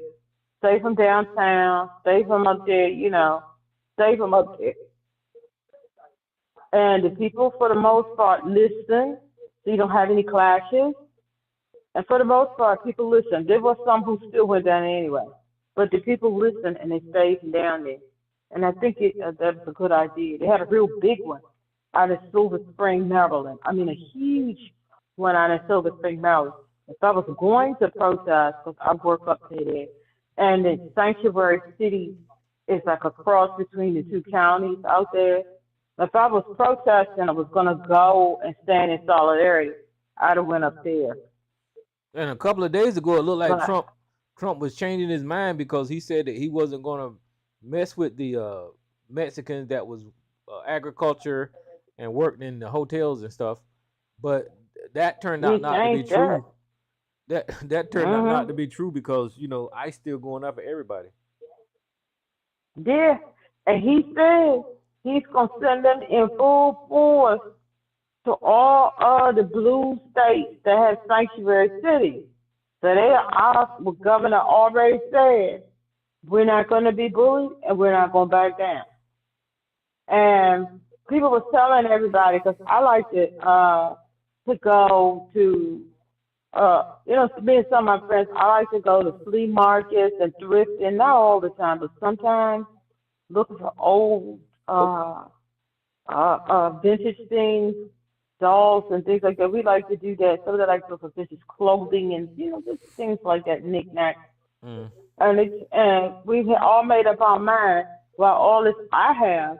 Well, all this is going on because a lot of the people, a lot of the flea markets and the thrifties and the things like that, a lot of them are circling around where a lot of them live in the sanctuary city and on the outskirts. And a lot of them be there work buying things and they be around there.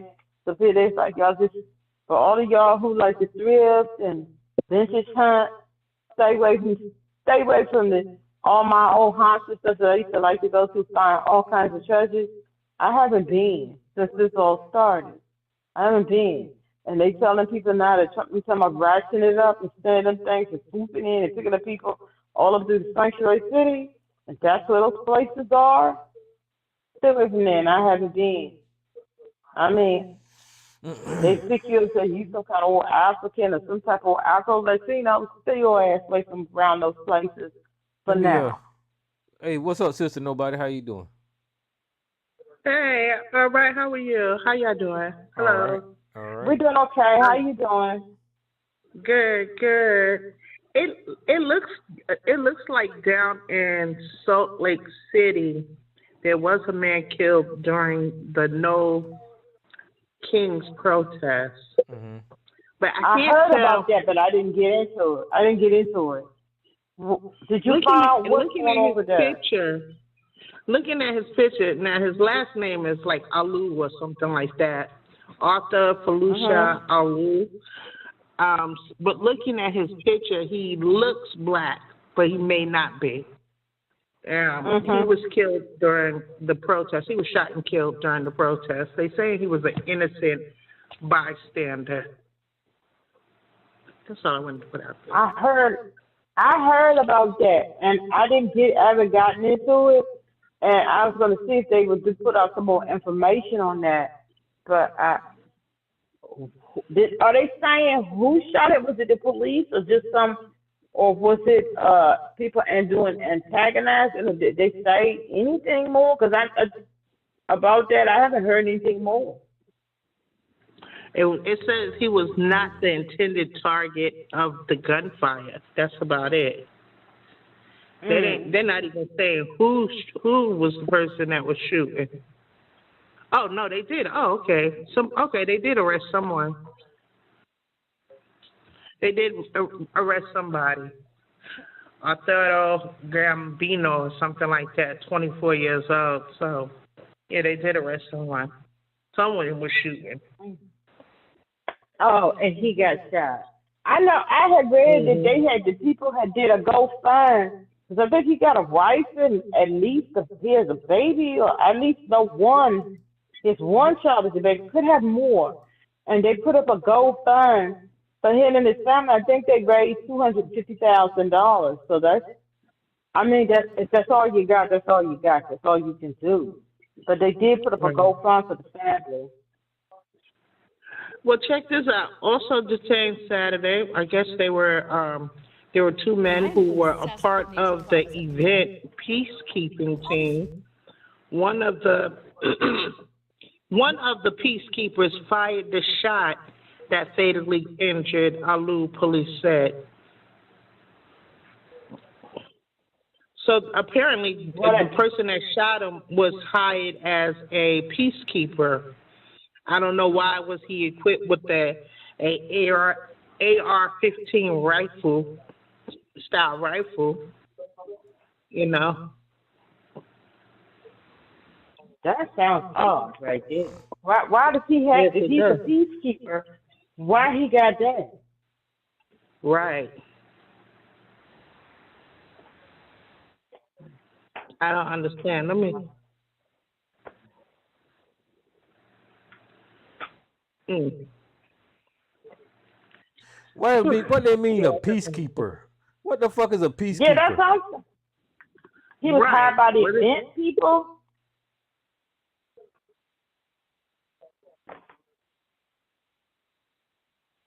That makes no sense. They're trying to protect this peacekeeper. They done gave him a title. Yeah, something. Yeah, something is going. I don't know. That don't sound right at all. Peacekeeper for who? Who sent him out there to keep? What kind of peacekeeper they talking about? Let me look that up because I haven't heard any more information other than them doing a GoFund. Let me see. Protest. Do you Let know me look that and see Food what I Lion can has find on MVP that. hot for a Yeah, cause thousand? I don't they don't because either you're a police officer, you ICE, or you some goddamn body, a county worker. What the fuck is a damn peacekeeper?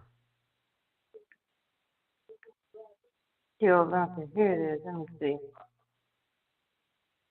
Protester killed. Let me see. I can tell the news is working hard trying to demonize whoever was dead. No King, what we know about the fatal shooting. I'll just read it. Newly released video appears to show the man arrested on suspicion of murder for the death of an innocent bystander at the No King protest in Salt Lake City Saturday, walking away with his rifle pointing down moments before a volunteer peacekeeper opened fire in his direction, according to the CNN affiliate. The bystander, Arthur Falsar Alu, was shot and killed. I probably butchered that. Was shot and killed by a peacekeeper who was allegedly aiming for a man with a rifle, believing him to be an imminent threat. Hold on. According to the police, gunfire erupted for 8 p.m. Two peacekeepers volunteered with event organizers, the Utah 5501 safety team, told the Salt Lake City Police Department they noticed Arturo Gamboa having suspiciously and pulled out an AR-15 rifle from a backpack and began manipulating it. Under Utah law, adults 21 and older may openly carry or conceal firearms without permit. The volunteers, who were armed with handguns and wearing neon green vests, told police they ordered Gamboa to drop the weapon before one of the peacekeepers opened fire on protesters, according to police. Witnesses reported Gamboa was holding a rifle in a firing position and running toward protesters after being confronted by police keepers, police said. A Salt Lake City police sergeant heard gunfire just before 8 p.m. local time. As panic spread throughout the area, hundreds of people ran for safety, hiding in parking garages behind barriers and going into nearby businesses, police said. The peacekeeper fired 3 rounds fatally, wounding Alu and shooting Gamboa, who was taken to the hospital. He was booked. Wait a minute. The peacekeepers fired 3 rounds, fatally wounding Alu and shooting Gamboa, who was taken to the hospital before he was booked into Salt Lake City Metro Jail. Detectives have developed a possible cause that Gamboa acted under circumstances that show a depraved indifference to human life, knowingly engaged in conduct that created grave risk of death and ultimately caused the death of an innocent. Okay, I get it, man. I get what the article is saying. The man who was killed at Aluwu, he was there, like she said. He was just there at the scene. The Gamboa man had guns, and he was running towards the crowd or whatever, acting menacing. So the peacekeepers, who was hired or whatever they were for the event, had their AR-15, AR gun, a rifle, whatever you call it, and was trying to shoot Gamboa, and then Alua was shot and killed too. Is that what you got from that, Tyrone? Yeah, but that news article paint that guy that got killed bad, and I don't believe none of it. They full of shit. Because why would that guy just No, they didn't. Huh? No, it wasn't him. It was the Gamboa person who was running with the gun. Well, maybe I don't know. Maybe I didn't get the innocent person got killed. I got that, and the person that they took to jail was the guy that was running with the gun. But I'm saying that the news article is trying to justify them peacekeepers shooting them people in that crowd. Oh, you're shooting them at, yeah. I see what you're saying. Yeah, because why they got AR-15? Let's see, you got Salt Lake City, Utah. And, I mean, y'all can't even hire people to keep the peace. They got to have AR-15. Well, it's a result. It's a result of them legalizing weapons. The guy with the AR-15 running, I mean, he legally had a right to have that gun. So, I mean, if they want to legalize weapons, that's what but I bet you, like at the No King protest in other states where people is not gun happy, I bet you the peacekeepers ain't had no ARs. Not all of them had no ARs and stuff like that. Right. I know, like, I bet you in Maryland, up there in Silver Spring, they have peacekeepers. I bet you ain't none of them took no ARs out there. But that's Well, Utah. how was he supposed to run with an AR-15? I mean, how do you Well, run with an AR? Aluga, That's a big, heavy gun. So how would you run with the AR-15?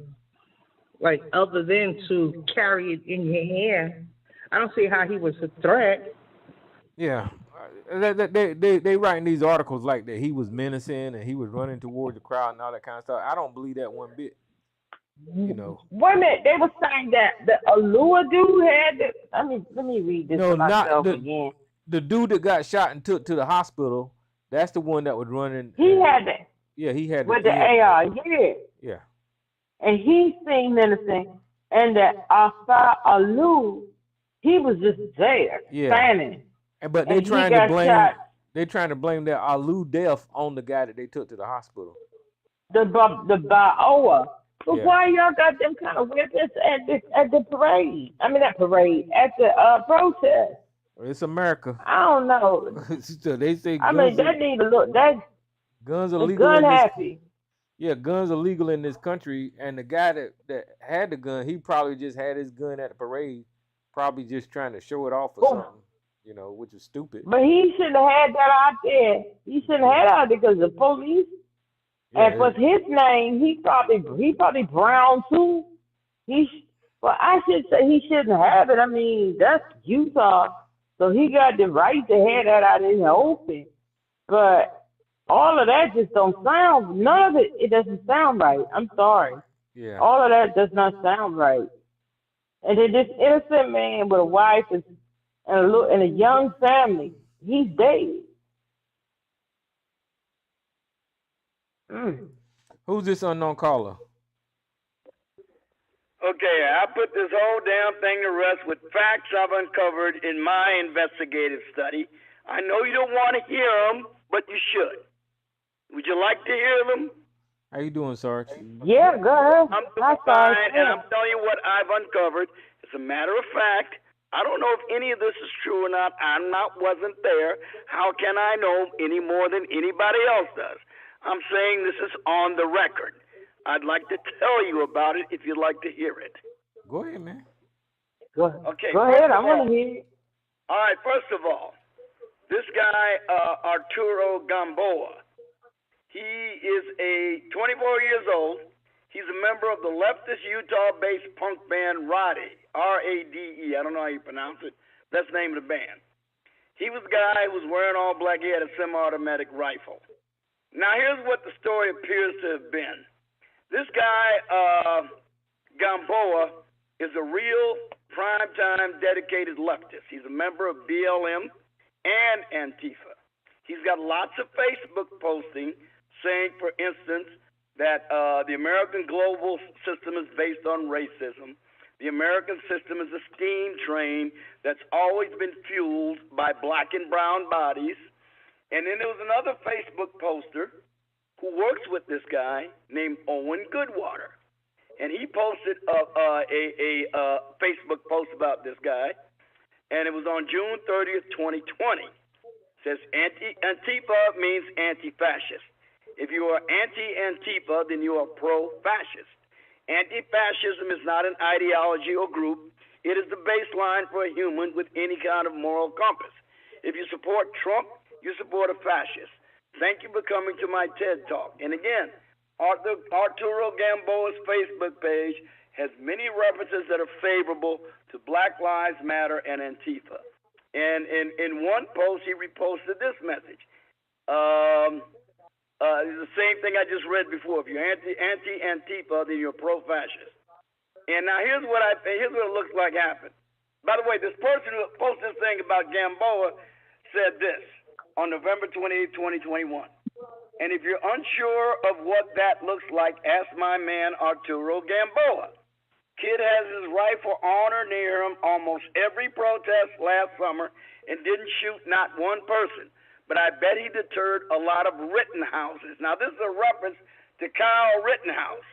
Now you know about Kyle Rittenhouse, and apparently this provides all this stuff I just gave you provides credence to a hypothesis, and that's what it is right now, that the peacekeeper shooter may have mistaken Gamboa for a far-right threat because that's how paranoid these people are. It's unlikely this guy Gamboa made any threatening gestures with that rifle he has slung on his shoulder. But the so-called peacekeeper took him as a threat simply by the fact he was there with an AR-15. He didn't recognize the guy, and he said, "Oh, this must be a conservative nut come here to shoot some of our people." So he opened up on him. Now I'm guaranteeing you, once this test shakes down, more likely than not, that will be the outcome of the investigation. Well, that's something similar to what I'm thinking, without all the left tagging everybody to the left and Black Lives Matter adjacent and all that kind of stuff. So you just throw politics up in there.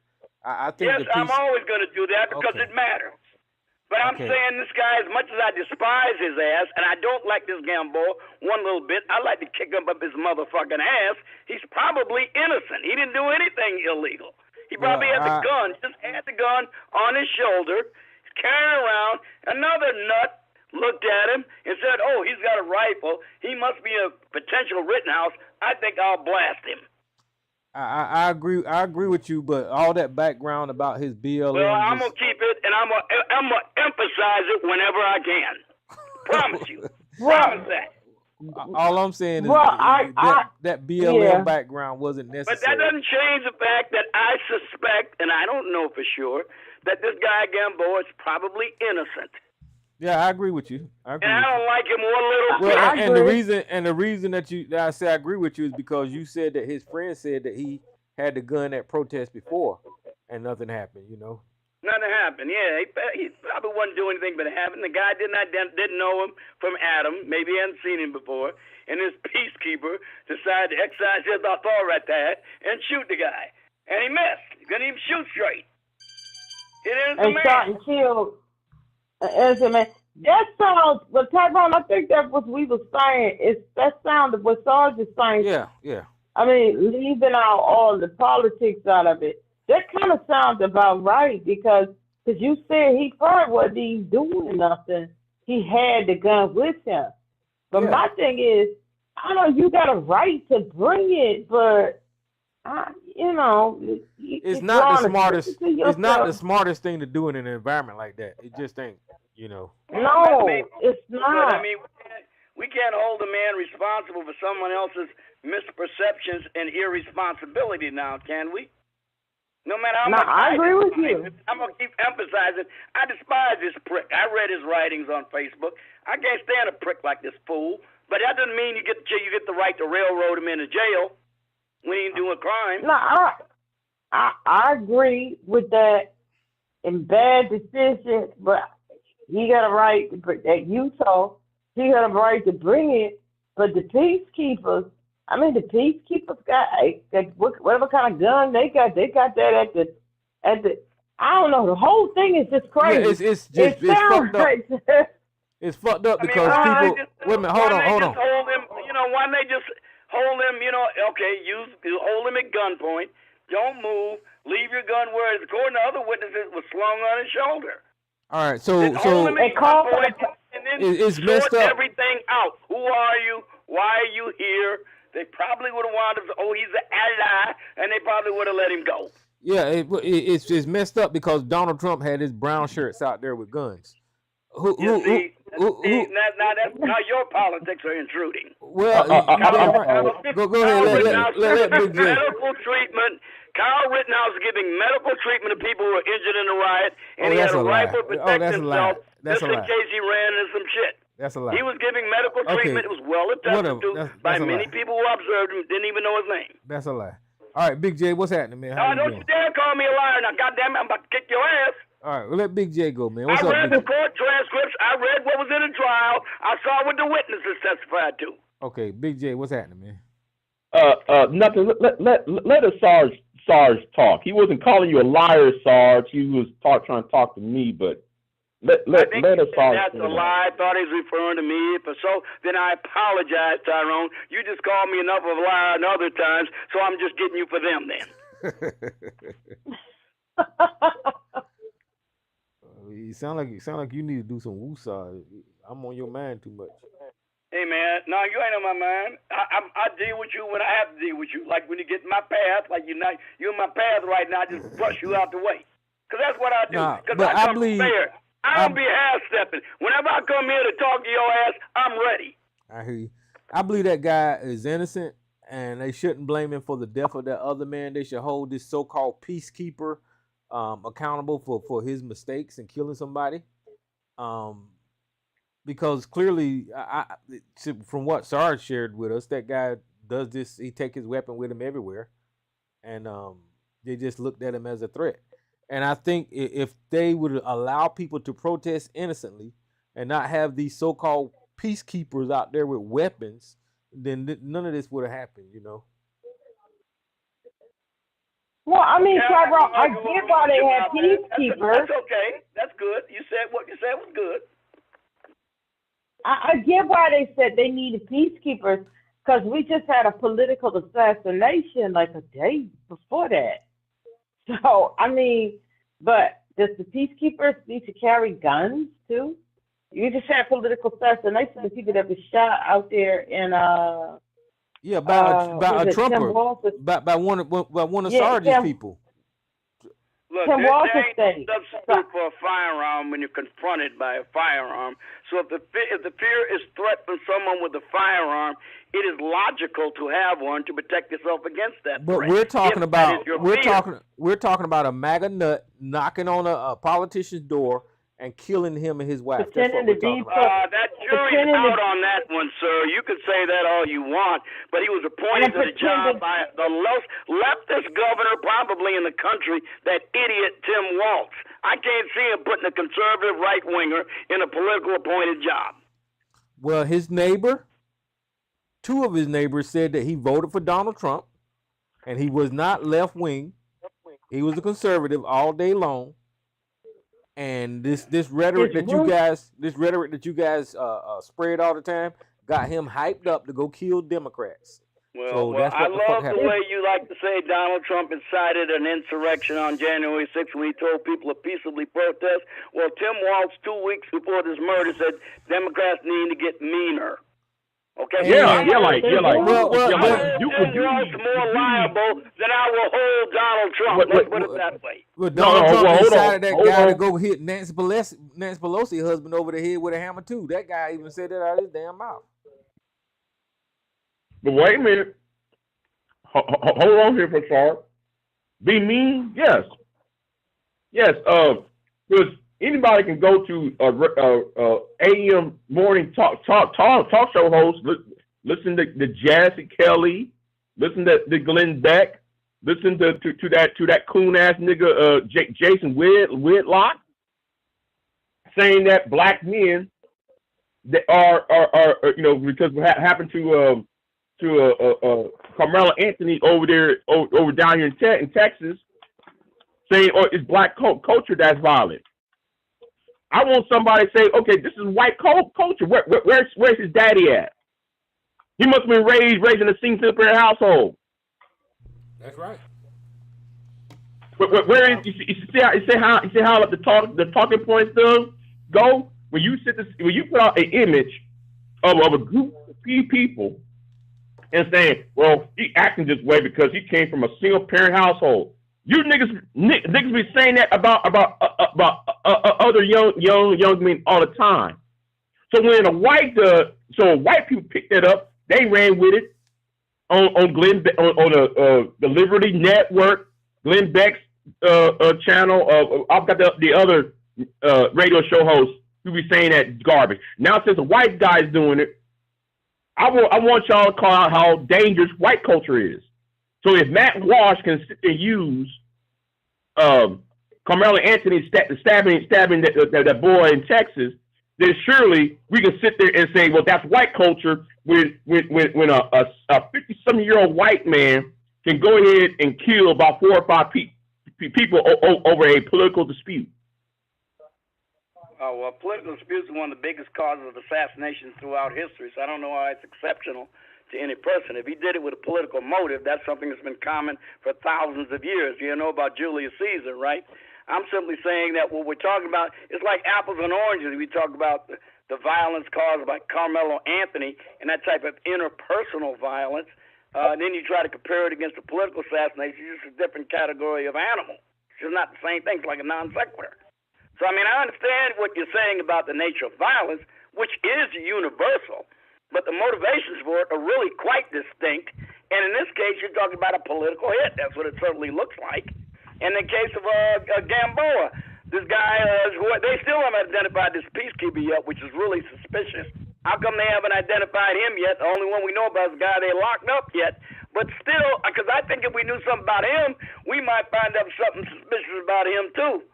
So even that's a little bit different than a political assassination. That was probably fueled by paranoia. I'll talk about all the right-wingers who are so violent. As if Carl Rittenhouse actually being acquitted by a jury on a case of self-defense after they examined all the evidence, all of the video, all of the witnesses, and the law, and decide he's guilty, not guilty, of murder or manslaughter or whatever they tried to put on him. It's a whole different kettle of fish than all these other things. So I'm saying you gotta make distinctions amongst violence. They're just not all the same. They don't have the same motivation. Whenever it comes to MAGA, they do. It just is. And I can guarantee you. Give me comparable examples of MAGA violence that you've seen from all this left-wing nuttery going on in L.A. Well, I just gave it to you. The guy on January 6th, 5 hours. We can't hear the end of it. We've got weeks of left-wing violence. I mean, weeks with dozens of dead bodies. Okay, well, I just gave it to you. This guy that just shot these two. That's not good enough. Okay, listen to what I'm saying. If you shut up, this guy that just shot these two Democrats. Well, actually, he shot 4 Democrats. The guy that just shot 4 Democrats, and then the guy that went to Nancy Pelosi's house. Those are comparable. They had the same mindset. And he was a left-winger. Do you see his curriculum? No, he wasn't. He was a left-winger. He wasn't a right-wing conservative. Are you crazy? Yes, the fuck he was, This guy was a Canadian environmentalist. He was a semi-anarchist. Oh, my goodness. Did you read his background? Because I did. Oh, God. He was not I wish you do some research where you go spouting off the bucket. You never do. You just say these things because you think everybody else is going to agree with you. Sarge, he actually on videotape saying the guy who hit Nancy Pelosi was not a right-wing conservative. Did you see him when they was interrogating him, Sarge? Did you hear what I said? Go look at his history. Why did I look at his history? He made a video. What's covered in his background. He's on video saying what his motivation was, Sarge. What would he say his motivation was? The MAGA movement. The MAGA movement trying to get rid of fucking lefties and all this kind of bullshit. He didn't say he was a member of MAGA? Okay, whatever. He didn't say he was a member of MAGA? Okay. He said he was concerned about the Democrats not properly responding to it. I didn't say that he said he was a member of MAGA. I said I know he wasn't. He's a lefty, man. Okay. He's an anarchist. Okay, listen to what I'm saying. I said environmentalist. I said the MAGA movement.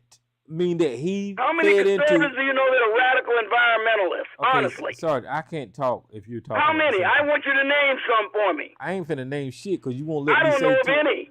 You won't let me say I don't know a single one. I look for them. You won't let me say 2 words. I don't understand this. All right. Well, look. All I'm saying is that there are many different distinction reasons for violence. Okay. I mean, you got religious violence is a motivation. Interpersonal violence can be any damn thing. You just disrespected me, so I got to kill your ass. Well, I mean, it could be a whole bunch. I mean, look, come on, man. I mean, come on. You can't make apples and oranges and melons and peppers. They're just not the same thing, even though they're all vegetables. Well, that guy that took on Nancy Pelosi's husband, he was on the right, man, all day. No, he wasn't, for God's sake. Oh, you just say anything. Say anything to try to construct a narrative.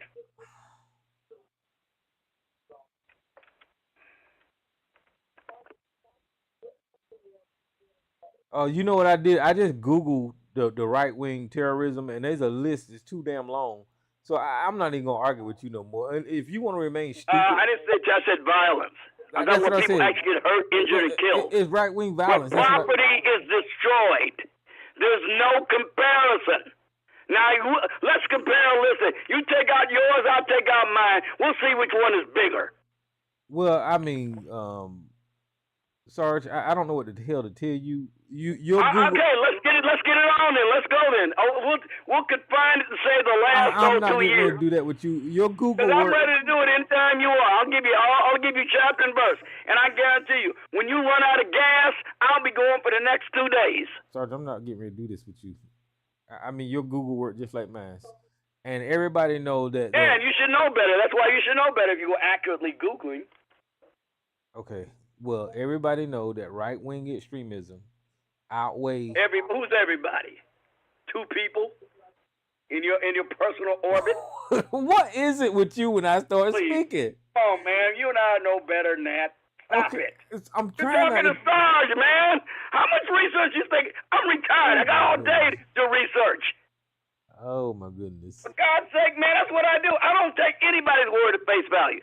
Even the shit about Iran. I'm doing independent research because I'm suspicious of all of it. I don't care what Trump says. I don't care what the people who hate Trump say. I'm going to find out for myself. You do realize that every time I speak, you speak. Do you understand that? Well, maybe so, but I'm just saying, man, stop saying I'm some kind of cultist. I'm not. I have an independent mind, and I think independently. I just happen to be a conservative. So I'll admit to that. Let me ask Beyond you. that, I don't automatically blindly accept anybody's word. So he didn't even ask you that. I sure didn't. So how do you feel about this army parade that Donald Trump had in Washington? Well, you and I had a little bit of a brief contretemps a little while ago. I mean, the drilling ceremony was horrid. We were marching better than that in my basic training cadre. When I got out of basic, we could march better than most of the guys in that parade. I couldn't believe how bad it was. So we agree. It really was bad. Some guys weren't even in step. We agree that the lowest soldier in the army right now would have put on a better performance than that, right? It was awful. Except for the old guard, they looked sharp. A few other units looked sharp. But a lot of them, I swear to God, they couldn't keep dress and cover. They weren't keeping the right interval. They were out of step. They weren't keeping the right stride. They didn't have their shoulders back. They didn't have their head up. They were holding rifles on the shoulder at different angles. I mean, it was really god-awful bad. I got it. So since you and I know how it's supposed to look, you can almost say that was purposeful, right? No, I don't believe it was. I believe simply it may be a good thing the Army isn't spending a lot of time on drilling ceremonies and they're doing things like calling in artillery fire or reading a map when GPS ain't working. Okay, if they're doing that, I'm not going to bitch too much. I'm just saying. The drill and ceremonies was not up to snuff. That's all I can say for whatever the reason. No, that's not the case. I don't give a shit how long you've been in the Army. I know when people are marching who just can't march. I know when people are goofing off. There's a big difference. Well, yeah, but I know the difference because I used to run drill and ceremonies all the time. That's what I'm saying. It's ingrained in you. So there was no reason for that. That's what I'm saying. You could tell that somebody actually knows how to march and he's goofing off. People just can't march at all. So that's why I'm saying that it was on purpose, Sarge. I don't think it was. I really don't. Sarge, it was. They didn't want to be there, Sarge. Donald Trump called up this fucking... Man, soldiers have pride in their bearing when they know how to march. Listen, motherfucker, you gonna let me talk now, damn it. I'm tired of you. Okay, you gonna have to shut the fuck up. Donald Trump called up this motherfucking Kim Jong-un style parade so he can pat himself on the goddamn back and play with his goddamn soldiers, and them damn soldiers did not want to be there in Washington. There is no way in the world you can get me to believe that the military, as strict and disciplined as they are, would show up somewhere looking like a bunch of ragbag fucking soldiers. You cannot convince me of that. So whenever they was called up to this goddamn thing, they didn't even have a whole bunch of damn modern equipment out there. They probably had like, I don't know, maybe, I seen some M1, some old fucking World War II equipment. They didn't even have the most modern fucking equipment out there. They didn't have any missiles. They didn't have anybody from air defense. They didn't have nobody out there that could actually show the strength of the goddamn army out there, Sarge. So they did this shit on purpose. And coupled with Pete Hegseth did not know what the fuck. Okay. How can that be representing the modern army? Okay. Let Elisa let Elisa go. Go ahead. And then may I add this, trolling Trump when they were walking, they weren't marching, and I think they were saying Vietnam fatigue, and they were marching to Creedence Clearwater Survival, Fortunate Son. Let me read this. Was the music for Saturday's military parade in Washington D.C. covertly programmed by the No Kings movement? That's the question someone asked on social media after the event, spearheaded by President Donald Trump, was featured and repeated playing Creedence Clearwater Revival's classic "Fortunate Son," a song that is virtually the entire world knows by now was written during the Vietnam era as a slam against wealthy draft dodgers. Sarge, they did all that shit on the parade on purpose. Yeah, that might have been malicious compliance. I'll agree with you there. The proper song would have been Run Through the Jungle. That's the song they should have been playing by Clarence Clearwater Revival, and that's the one that most Vietnam vets remember the most. But they did it. They played Fortunate Son. Yeah, that's malicious compliance at work like they did with DEI. They got some real bastards in the Army who want to upset Donald Trump's agenda, and I have no doubt this was done by one of them. You're right. I agree with you on that one. Let me see. They did it deliberately. Let me see this unknown caller. To take a job at the commander-in-chief. Exactly. That's why I said they look like shit. And that was the reason somebody's head ought to roll. But that's exactly why I said they look like shit out there. Who's this unknown caller? It was on purpose. Miss Lady, how you doing? Hey, what's up? And Tyrone, one more other thing I want to say to Sarge, Miss Lady has added. And I'm gonna tell you, Sarge, you being a Vietnam vet, you in the things that you've had a slate over here on TRS. I mean, you sent the video. I kept it, on stage with you and your fellow. What do y'all call them? Your fellow, not brothers, but your fellow. What do you call your people when you fight with them? And your fellow. You mean the guys in the 1st Brigade of the 5th Infantry got killed at Charlie 2 Firebase? No, the one that you posted, and you was driving on top of a tank with some type of big gun. The guys that were in the Mechanized Infantry Brigade. 1st Brigade of the 5th Infantry. And once they get carrying dead bodies and stuff of the fallen soldiers and things like that. Yes, we were carrying our dead out stacked on the top of the tanks.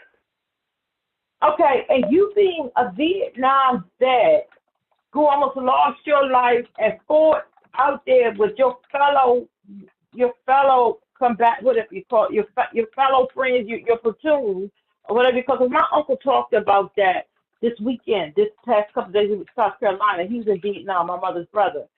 And how his entire platoon points out when he came home to my mother and father's, their fathers had died. And then their sister, oldest sister had died. And they let him come home. They brought him back, then let him come home to the funeral. And by the time they sent him back, his whole platoon was wiped out.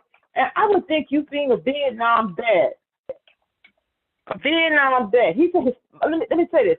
My uncle, my mom's brother, he said his father dying and his sister dying is what saved his life. That saved his life.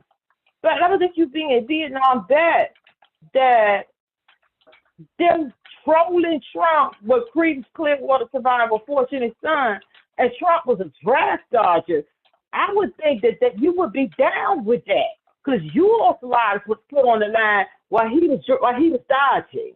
I would think that you would have some type of, I don't know, my words aren't coming to you, but Tyrone, you get what I'm saying, right? Yeah, I understand what you're saying. Well, look, the president of the United States I despise the most with regard to this was Bill Clinton. Not because he didn't serve, because most people don't serve in the armed forces. So that's not why I'm against him. He actually manipulated his way out of service by getting an honorable man to get him a slot in ROTC so he get a deferment. So he continued to go to Oxford and get his degree. and he pledged that after he would go into office, he'd get his commission and then serve his time in the Army. We're not talking about Bill Clinton. He misled the guy because he didn't do it when he got out there. When he got his draft deferment, then he dropped out of ROTC. Then he wrote a letter to Colonel Holmes explaining the reason why he did it, and he said he loathed the military. We're not talking about Bill Clinton. He wrote in his letter that he loathed the military. He despised what his aims were. His name was Bill Clinton, and he was my commander-in-chief when I was in the National Guard. Played out. All that. Now I didn't make any contemptuous public remarks about him while he was my commander-in-chief because I'm not allowed to do it, even though I wanted to. We're not talking about Bill Clinton, though. Well, I am. I felt the same way about him. You're saying these people should feel about Trump. He was my commander-in-chief. We got called to active duty while he was president. Are you slow? So I feel exactly the same way about him. You say these soldiers should be feeling about Trump. But Trump But is I didn't do that. I did not express open, contemptuous remarks from my commander-in-chief, even though I hated his fucking guts. Trump is the sitting president, though. That's what we're talking about. Okay? And Trump was Bill Clinton when I was in the National Guard. But he's not now. And Trump called y'all. I'm trying to make you understand you don't do that no matter what you feel about him. Oh, God. I hear what you're saying. And Trump called y'all suckers and losers. Okay? Has anybody ever come forward to say they were the author of that remark? No. I think it's a lie they're putting on Trump. I don't believe it. The day someone comes forward and says, I am the author of that remark, I might give it some credence. Well, go ahead, Miss Lady. Lady. Let me pull it up. You know what? There's not been anyone who has said they are associated with the remark. Somebody else is saying it second and third hand. Sarge Hush. Go ahead, Miss Lady. Well, you know what? People are contrasting the American Shoulders Walk with Prince Charles, Trooping Under Color, I think. And you should see that the uniforms were all nice and clean and crisp, and they were marching with energy and vigor, and the energy was high. Now, I'm not a Prince Charles fan, but they're contrasting the walking with no energy, wrinkled up uniforms looking, well, like they just pulled them off the floor and swapped them in the wind, in the air, and put them on grudgingly. They had a very grudging walk. They were sending a statement. They have to comply with orders, but they certainly did it grudgingly, and it was quite obvious that the world took notice, and they're making all kind of memes and laughing worldwide. So it is what it is. Yeah, them boys didn't want to be there. It is. They didn't want to be there. It is what it is. And it showed because it was a sad thing to see how none of them looked happy to be there. None of them that I saw. I didn't see all of them. I'm sure there were some that probably were. Maybe they were marching, but the ones that for the most part that were shown were just kind of walking, and they were out of step, and they didn't care, and they looked low energy, and their uniforms looked all wrinkled and like they needed to be washed and cleaned and pressed. So that's all I want. Yeah, and I hate that the Army is taking a hit like that. Hey. You know, I really do. Hey, Tyrone. You ain't the what's up? only Based one. on the Business Insiders, based on the article written by Business Insiders, Donald Trump avoided the military draft 5 times, but it wasn't uncommon for young men from influential families to do so during the Vietnam War. Well, yeah, and that's what Alicia is saying, that Sarge should feel some type of way that they was playing that song taking a poke at the damn president, and when the president is a damn draft dodger. He just is, Sarge. I don't care what the president. Like I told you, Bill Clinton. You couldn't. Nobody talk about Bill Clinton. Why the fuck you got to talk about Bill? Don't say Bill. You will not say Bill Clinton in the name again. You let you will not, civilian sector do that. Sir, you don't do that as a soldier. Sir, I don't give a damn who the commander in chief is. You will not say Bill Clinton name again in this conversation because we gonna talk about no that goddamn motherfucker Bill needed Clinton. to be kicked out of office, and he was a piece of shit. All you but do when is I was a soldier, I would never say that publicly about him. All you do is deflect. You ain't addressing the damn issue at hand. I ain't deflecting a goddamn thing. The man was the president of the United States. I would be on well, we're talking about the current president. And he was my commander in chief. That's all you know how to do. Him or not. You don't know how to address issues. You like to deflect. I don't know what it is with you who cannot understand principles. You're not addressing the issue though. You're talking about Bill Clinton. You're talking about Bill Clinton. If you're in the chain of command, you do not publicly express contempt for the commander-in-chief. That's Article 88 of the Uniform Code of Military You're not, okay. You're not in the chain. Do you know what that is or don't you? You're not in the chain of command right now, so you have every right. A Negro, I was. It was just as valid then as it is now. I'm saying you're not in. Not a bit of difference. You're not in the chain of command. Do you understand anything about principle motherfucker, you gonna let me talk. You gonna let me talk. You're not in. Tell me what I'm supposed to have done then. You're not in the chain of command right now, so you have every right, and I'm gonna give you the fucking mic so you can express your disappointment with Donald Trump draft dodging ass because you're not in the chain of command right now. We're not talking about Bill Clinton. We're talking about damn draft dodging bone spurs Donald Trump. Can you address that? And it's okay for you to say something negative about the president since you're not in the chain of command. Not Bill Clinton, but Donald Trump. So go ahead. Now that you're going to ask me for my personal opinion about Donald Trump as commander-in-chief, I'm going to give it to you.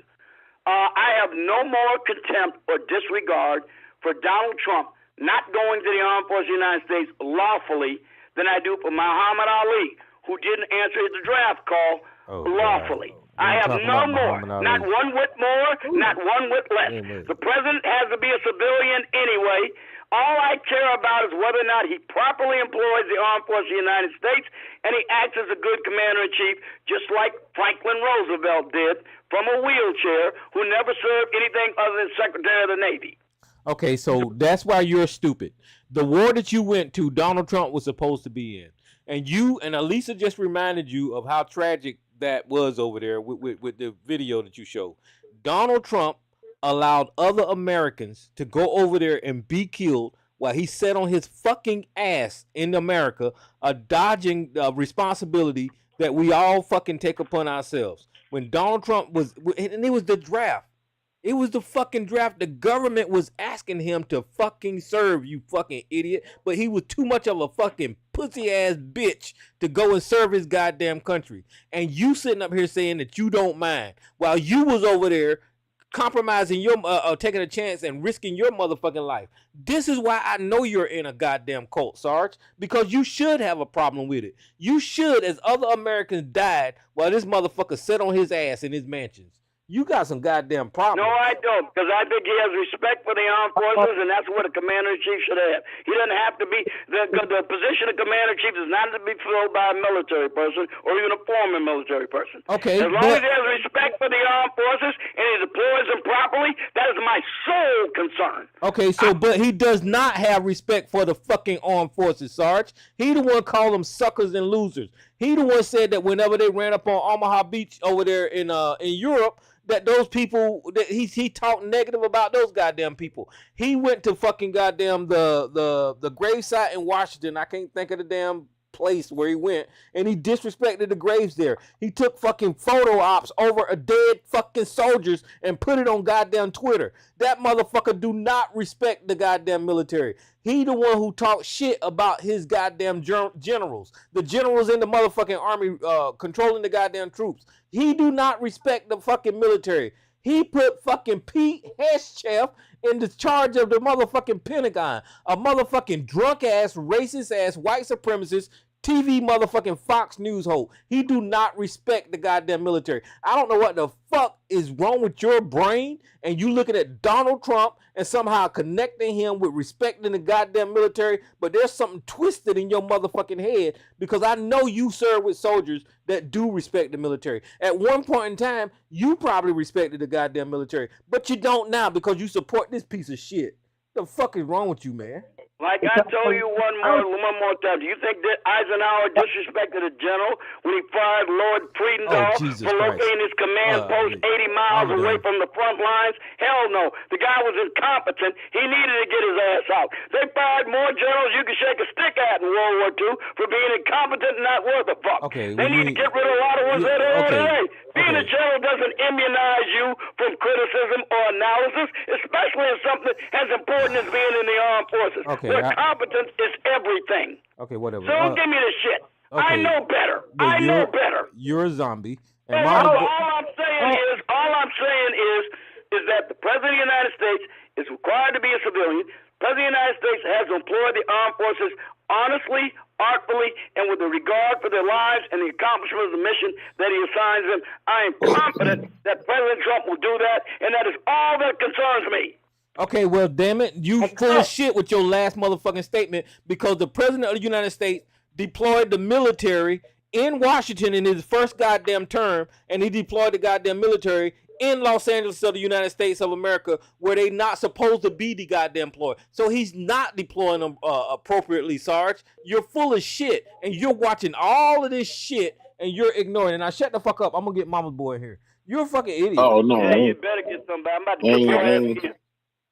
What's up, man? And they cut the DA budget, and the DA budget cut that too. Peace, everybody. What's that? Peace, family. What's that? I was just calling in because once again, Sarge throws a straight bullet at somebody black to prove his point for somebody cracker. It just be killing me with this shit. But that's it, you know. I didn't want it to pass by. I didn't mention one black person. What the hell are you talking about? Ali caught a stray. Oh, we mentioned Muhammad Ali. I said I didn't have a problem with him. Do you listen very well? Well, why you even bringing a black man up in a white man argument? Because he's a well-known person, that's why. Just shows what kind of old dog you are, Sarge. Well, and he can't. Well, hold on. You are. Well, you can't use Muhammad Ali, because Muhammad Ali said that he was not going because of his religion, and that is a legitimate reason for him not to go. Donald Trump made up an injury over and over and over again. Bone fucking spurs. And if when people was looking into bone spurs, they said that you just don't get bone spurs and they dis a fucking peer. So we know it was a lie, because he would still have a problem with bone spurs today. So he made up a lie to avoid going to the war, Sarge. So okay, you can't use Muhammad Ali. So now you're saying, who told you bone spurs don't correct themselves? Listen to the name. Where'd you get that from? Say it with me. Bone. And by the way, I agree with Muhammad Ali's stance. He was qualified as a conscientious objector as a minister of the Nation of Islam. That's why I don't have a problem with him. So you need to listen better. So when I want you to know to me what medical authority you get from, that bone spurs, they don't disappear, but you're telling me they cannot be corrected? Tyrone, some people like being shoe shine boys and carrying water for folks. There's nothing, they love that. So hey, let them carry water, let them. So you're telling me that bone spurs cannot be corrected? Okay, this is what I'm. So you're a medical authority on this thing now. I know better. His couldn't, because look, deferment he got over that period of time. Yeah, I'm telling you, Sarge, that Donald Trump did not have any bone spur surgery, and bone spurs do not heal on their fucking own. That's what I'm telling you.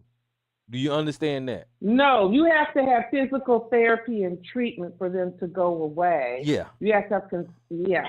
But no, they don't go away on their own. And they look, don't. And speaking of bone spurs, my uncle, when he was talking about his service in Vietnam, He had on spurs back then, and he still has them to this day. Yeah. And look, here it is right here on That the didn't Google. stop him from going. And I heard you, Joshua. Here it is right here. Bone spurs typically do not heal on their goddamn own. They are permanent bony growths that form as a result of inflammation or overuse. Now, damn it, they don't heal on their goddamn own. And Donald Trump didn't turn in no goddamn medical record saying that he had a goddamn surgery on his fucking bone spurs, which makes him a fucking liar and a draft dodger. Now, Joshua, go ahead. Wait a minute. Since when is the president required to turn over his medical records? Every goddamn president turn over their medical records. Required to turn over his medical records. Every motherfucking president. Why do you make up all these things? I don't know better. Every fucking president turns over their medical records. No. I asked you. That's not the question I asked you. Every president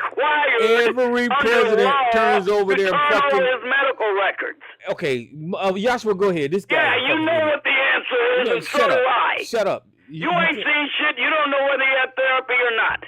He did not, motherfucker. Go ahead, Joshua. That's what you say. I don't believe you in a goddamn thing you say about Trump, even if it's true, because you can't be trusted. Oh God. Because he's on sites. He's stupid like that. Go ahead, Joshua. And you're a fool, Joshua, a leftist dunce. What okay, the look. No, I was going to say, Tyrone. There's nothing to do but name calling. You can't even sustain an argument for a microsecond. Dude, would you be quiet just for a second? The only bone spur that Sarge got is his damn head, his damn brain. He got a bone spur in his brain. But like I was saying, it's really a shame. This is why I continue to do what I do when it comes to Sarge.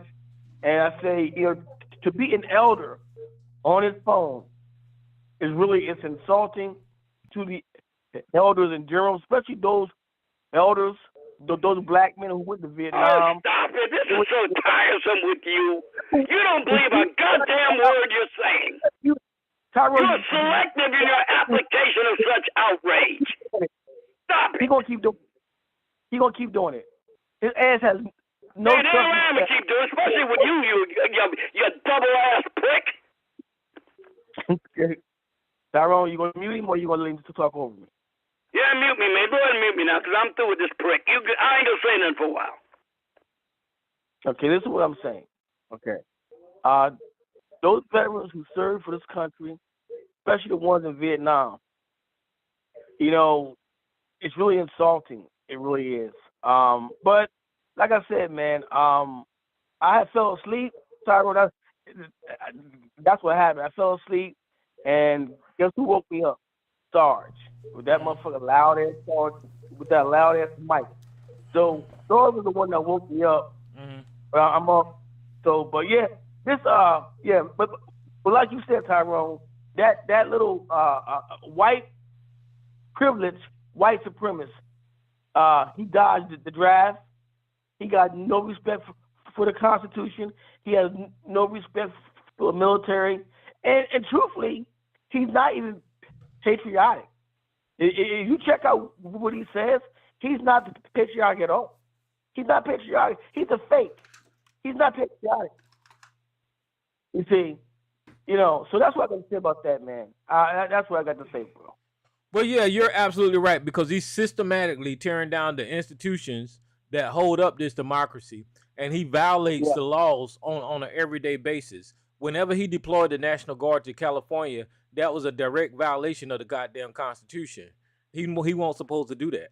And whenever he's sitting in the White House selling Bitcoins and actually selling fucking goddamn visas to America, that is a violation of the Emoluments Clause. So him and his family is violating the laws on a daily basis. And Sarge, I don't know what the hell wrong with Sarge and others like him, that they're not calling this guy out. It's a cult, and it's a political cult, and these guys are just fucking brain dead fucking zombies. They will watch this country burn to the goddamn ground just so they won't say that they're wrong. It's one of these. What's the deal with the Trump phone? Yeah, he got a phone, a damn cell fucking phone. The fuck. Which part of the Constitution did he deploy by sending federal troops to guard a federal building? What part of the Constitution did he violate? We went over that last week. Well, let's go over it again because I missed it when you said he did something unconstitutional by doing that. Because I know there's nothing unconstitutional about it. I know better because I've actually read the law and I've read the Uniform Code of Military Justice, and I know better. Now I want you to tell me where in the Constitution did he violate the law by sending federal troops to guard a federal facility? Listen, I don't have the U.S. code, but here it goes, 12406. That's the one that we talked about last week. No, 1232 gives him the authority. Read section 1232. Read it. No, read it. You want me to read it for you? No, I don't. I didn't think so, because I'll show what an ignoramus you are. Well, you don't have to. We went over it last week. That's the law that he broke. 12. Yeah, I know. Again, read Title 10, Section 1232. Like I said, that's the law he broke, Sarge. Okay. Now, I don't know what to tell you. Because 12406 say that he can't. It's illegal for him to do that. Okay. So you're just going to exclude part of the same title. I mean, wasn't he supposed to get permission from the governor? Doesn't that require permission from the governor? It's really amazing to me, man. I swear to God, man. All you got to do is read the damn thing. You ain't got to believe me. It's right there. You go to house.gov, you can get it and read it for yourself. I guess that's why the governor sued him then. So the governor, and he lost too. He's going to lose. Now, when I'm right again, you won't apologize to me, and I don't give a fuck. But I know I'm right. Oh boy, what a little baby. You do realize that just by the governor suing him shows his non-consent of Donald Trump federalizing troops that he's in charge of. You do realize that, right? Yeah, just like Orville Faubus and George Wallace. I'm not impressed. So if it requires the governor's consent and you see the governor did not give his consent, you have pretty much I don't even have to listen to what you got to say. I can pretty much tell you what's been happen. Mm-hmm. Well. Well, there's been one time in history where the president. Yeah, the law was there whether you or I agree with it or not. You don't have to agree with what I say. You're right. There's once in history where the president bypassed the governor to deploy the National Guard troops, and that was in 1965. Because the governor didn't want them there, and the president disregarded them and sent them in there anyway, and y'all know why. Remember? Let's see, everybody got the history. What was that? What was your question? I want to see if y'all know what was the reason this happened one time that the president bypassed the governor and sent in the National Guard.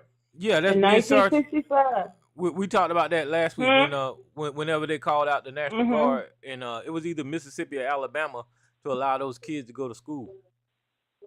Lyndon Johnson. So the only thing it could be used for is for civil rights purposes. You can't use it for any other purpose. That's what you're literally saying. Nobody's saying that. He's saying it's not the same thing because it wasn't for civil rights. Okay, let her finish, Sarge. Let her finish. Nobody's not saying that. That's the one time that happened, and it was for civil rights because white folks was out of control, and they did that to the children so they could go to school. Now, California governor had that thing contained. It might didn't look like it to you, but they had it contained. They didn't need the National Guard. It didn't stop anything from what was going on in that particular area for the rest of Los Angeles. Again, as I said earlier, the BET Awards was going on up the street. What was going on, the protests and all of that, it didn't stop any of that. And it turned extra crazy once the Guard and them people came in.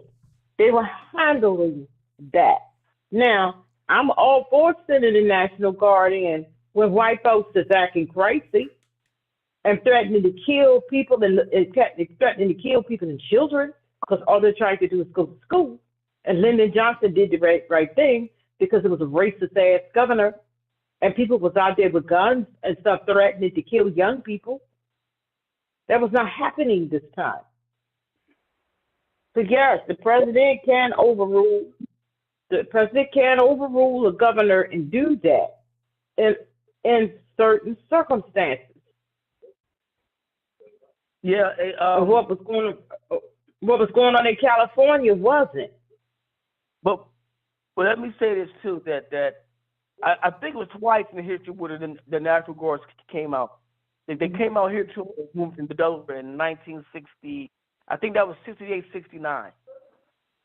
And in California during the Rodney King riots, but the governor wanted them to come out too, so they were together and start with that. The point is, Joshua, is that the president is not supposed to direct the National Guard without the approval of the governor.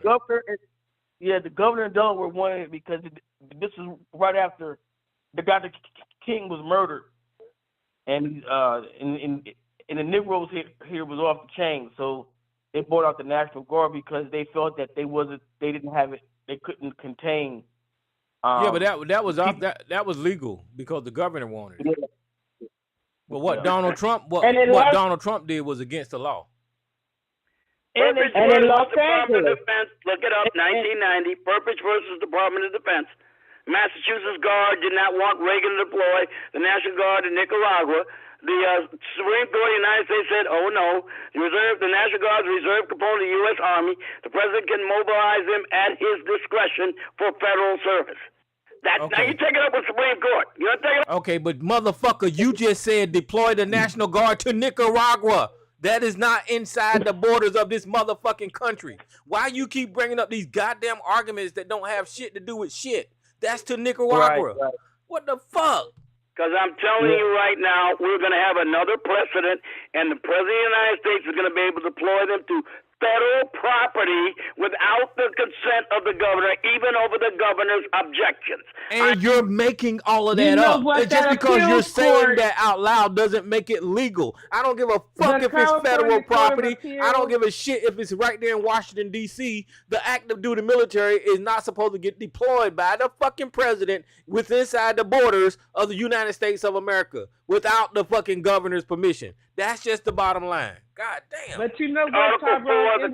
There was a panel of 3 appellate judges, and 2 of them were Trump-appointed judges. That's why the governor lost. That's the only reason. Okay. It's not the only reason. Again, the only reason why they lost was because the non-Trump appointed judge voted against it. No, it's not. I'm telling you right now, the Supreme Court is going to uphold his authority as Commander-in-Chief of the National Guard. I guarantee you. And the 2 Trump appointed judges voted in favor of Trump. Again, they didn't vote in favor of anybody. And you know they have Trump-appointed judges on the Supreme Court. That's why a lot of the times it goes Trump's way. They did not. They have not yet heard the issue on the merits. They didn't vote in favor or against anyone yet. This is a politicized judiciary, and we know that there are Supreme Court judges that have benefited from their billionaire benefactors who are Trumpsters, who have gotten all kind of benefits, financial benefits. It's corrupted. Our system is very corrupt. Okay. Again, and they got phones, Miss Lady. They got phones too. They got the new gold Trump phones too. That's made in America. Hard. Hurry up and get yours, stars. They're not made in America. No, they're not. As a matter of fact, the court did not rule in anybody's favor or against anyone. They set aside the injunction and they agreed to hear the issue on the merits through the full court. So they haven't actually ruled for Trump or against Trump. They haven't ruled for Newsom or against Newsom. The hearing is yet to be held. So I was listening to one of them question the attorney that was arguing that the troop deployment was an illegal deployment. Yeah, I'm sure he was. Okay, and that Right. judge, he did. Oh Lord, have mercy. Sure he His was. name I'm Eric sure he Miller. did. Eric Miller, a Trump-appointed judge, was kind of a little rough on the dude. Well, Trump Well, has yeah, not yet attorney. invoked the Insurrection But, Act. There are no troops in the streets enforcing federal civil law. He has the right to keep those troops there as long as he deems necessary. They are on federal property. They're protecting federal property. They are not in the streets Well, why enforcing were they any law. arresting some? They were arresting someone. They're who arresting wasn't him on breaching federal federal property. facilities, not in the streets. No, they weren't in a federal facility. The person they were helping to arrest. And if they did, it was a citizen's arrest, and they turned him over to law enforcement. Well, they should have been doing that. So they could do. Any citizen could make a citizen's arrest. No, including there was nothing going on that I'm sure. So you're saying they should just have arrested for no reason? precipitated a citizen's arrest. He was Any protesting- soldier can make a he citizen's was, arrest. he was actualizing his First Amendment right of free speech. Yeah, that's what they always. They're just peaceful. It was mostly peaceful, right? Sure. Yeah, it was mostly peaceful. Yeah, I'm sure all it of was. all of And the that's hundreds of what thousands facts. of people were out there. Yeah, they were When we see not the video of him breaching a throwing rocks to building somebody, then it'll still and be saying, yeah, it climbing was through the peaceful protest. windows when they were told to stop, and they had guns pointed on them. They weren't going through a federal building, boo-booing in the hallways and kissing and going to people's. Those 5 hours you can't let and go. putting Weeks their of feet up leftist on their activism desk. you will never, Okay. you will ignore from now until doomsday. They 5 were hours not for you is the engaging in entire that universe of activity. activism and violent protest. 5 They hours were on not one day. engaging. They didn't come there. I swear to with God, guns. man, but I mean, weeks and weeks of Democrat violence, you just turn a They blind eye didn't to. come there with guns, and you know. Well, neither did the people on January 6th. Yes, they did. Yes, they did. No, they didn't. No, they didn't. Yes, Not they one. It The was only person testified shot to that was they a did. protester by that stupid bastard Michael Byrd. Coon, stop lying. Somebody put that man That back in son of a jail. bitch is the only person who shot anybody that day. Coon, stop lying. You're a man. I cannot believe. Well, who else was shot then that day? Nigger Roach? Who was it, Nigger Roach? Who else was shot that day? Tell me the name. Hey, look, hold There on, was let me say one something. Make person. some shit up then, nigga. Just make some shit up. Why don't you do that? Hard. Because that's There the was way you one live. person. You're like There most was of these one- lying leftists. When you're losing, you He's make right. shit up. He's right. There was one person who was shot, and she was trying to break through a broken window, but she was told not to. Do that. Yeah, she got She shot. got They were she got destroying shot. federal property. Actually, destroying Yeah, federal that's a property. death sentence among Democrats, isn't it? So where was the military Well, then? Where was the well, military deployment if then you when put they it- were destroying federal property and coming through federal property? They should. Yeah, we all know that carries the death penalty for sure. Well, if you put it in its truest Where perspective, was the Army then, or the National well, Guard? It well, was you know refused by what, Nancy sis? Pelosi said she didn't want the optics of them being there. You know still what, telling sis? that damn That's lie. a lie. You About know- that? I don't think so. Hey, I that don't that think- that brother that shot that girl gave clear orders because he was protecting congressmen. That and that was the final line. He was Yeah, there. they should've He was shot there. Alex Padilla, Shut man, up! shouldn't Shut they? up! And why you They talking? should have shot Why you Alex Padilla. talking, He was sir? from Washington Christie known. Okay, I still don't understand why you talking. Why you opening your mouth? Okay, I was talking. Yeah, you Well, won't riddle me that one, will you? I was talking. You won't riddle me that, will you? That's why you weren't talking, because I was. Then you decided to open your flap trap. So that's really the essence of it all. He was bodyguarding, and he said, "Look, you can't go beyond this point, or I will shoot you." And the little Well, he gave boy a that got warning, up did he? there, see, now you a dumbass. He didn't give her no warning. He just blasted her, man. Now you a dumbass. He Now you a didn't give her dumbass. one command to warning. He just plugged her. That's All not true, right, Sarge. That's now not you a true. dumbass. That's Now not you a true. Plug, dumbass. that's not That's just true. all I'm saying. You should have Y'all ain't plugged her. got to explain shit to him. But like I You said said, he didn't do it. Did you see the like, interview he had with 60 Minutes? why are Sarge, you it's They on even the asked him why he video. talking? didn't They were give a yelling at those warning. people not to come Why to are He you that was even the glass. one who talking? said he didn't give a warning. He admitted it. Now you up Hey, here saying he's lying on himself. Tyrone, can I finish? Let him finish. You Did I just just make shit up. That's the problem. flabbergasted at the mouth? Motherfucker won't shut the fuck up. Motherfucker, just keep making sure. Just keep that in mind when you listen to him. Well, He you did keep not it in give her a mind when I warning. start roasting your ass later He over this did not behavior. give her a warning. Sarge, If I may finish, let him finish. I mean, I saw the video when it happened, and there was a young man standing up on that chair trying to climb through that ready-made hole that them crackers did. And he told the dude, do not come through that window. I will shoot you. Okay? And the guy gets down. And I explained this then, and I'm going to explain it now. This chick that you're talking about, she had something to do with, like, I guess putting the thing together or was well known or whatever. So she's glad handing and yucking it through the crowd and pushes her way to the front and just starts going through the window. This is well after the command was already told to that young man, don't come through that motherfucking window or you're going to get plugged. So she was the dumbass that was unaware of her surroundings and wandered into a bullet. Okay, while everybody else paid attention and didn't go through there, she trumped it up and died. So you blame it on her. Hey, ignorance of the law ain't no excuse. Same way I found out in the military, ignorance to death is no excuse either.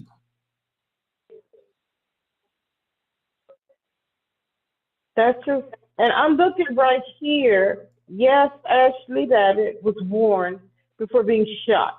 Multiple witnesses and video evidence indicate that the police and the security personnel were shouting warnings to the crowd. She was part of the crowd, including Babbitt, to get back, get down, get out of the way, as she attempted to climb through a broken window into the speaker's lobby.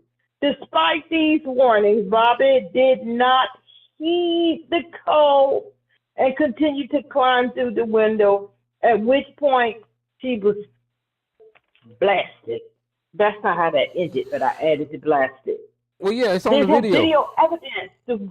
The woman, they were warned repeatedly, and other people stopped, and she continued through. I think she thought her white womanhood was going to protect her. And and as Renee said, her raggedy ass got blasted.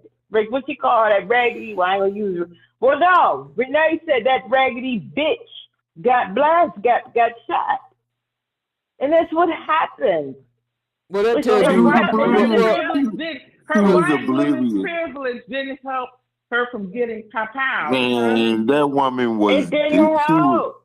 she Well, was this tells you lost in the sauce, y'all. She was lost in the sauce. This tells you how Sarge gets his news, because every one of us seen the video. We heard the warnings, but Sarge listening to his the warning. Yeah, but Sarge listening to the right wing saying that this guy didn't say nothing and all this kind of stuff, and he come over here yelling that lie. The fuck wrong with you, man? I'll go back and look at the 60 Minutes video. He even said when he shot her, he could not see her hands. He said that in the interview. He did not give her a warning. He didn't give her a warning before he shot her. He said so. Hold on. Of course he didn't warn her. Wait a minute. Wait. What I'm asking you to do, sir, is go YouTube the motherfucking video and use your own ears and eyes to see and listen to this man tell this woman to get out of that fucking window. You can do that yourself. You don't have to argue about a 60 Minutes interview. You can look at it your motherfucking self, but you refuse to because you want to believe these fucking goddamn conspiracies that is handed down to you by your fucking goddamn cult, and then come over here and yell at people that actually seen the goddamn video. And not only that, Elisa just pulled up an article that confirms what the hell we saying. What the fuck is wrong with They you? got it on they got it on video, and he wasn't the only one. Yeah. No, he Other wasn't. security was There shouting was at other her. security Other there. Yeah. security. And people who were out Trump there don't with give her and trying Trump to. don't care. Wait a minute. Trump has he people- had any condolences? Has he said it to her family? Did he send her a floral wreath for her funeral? The federal government paid the family a large settlement.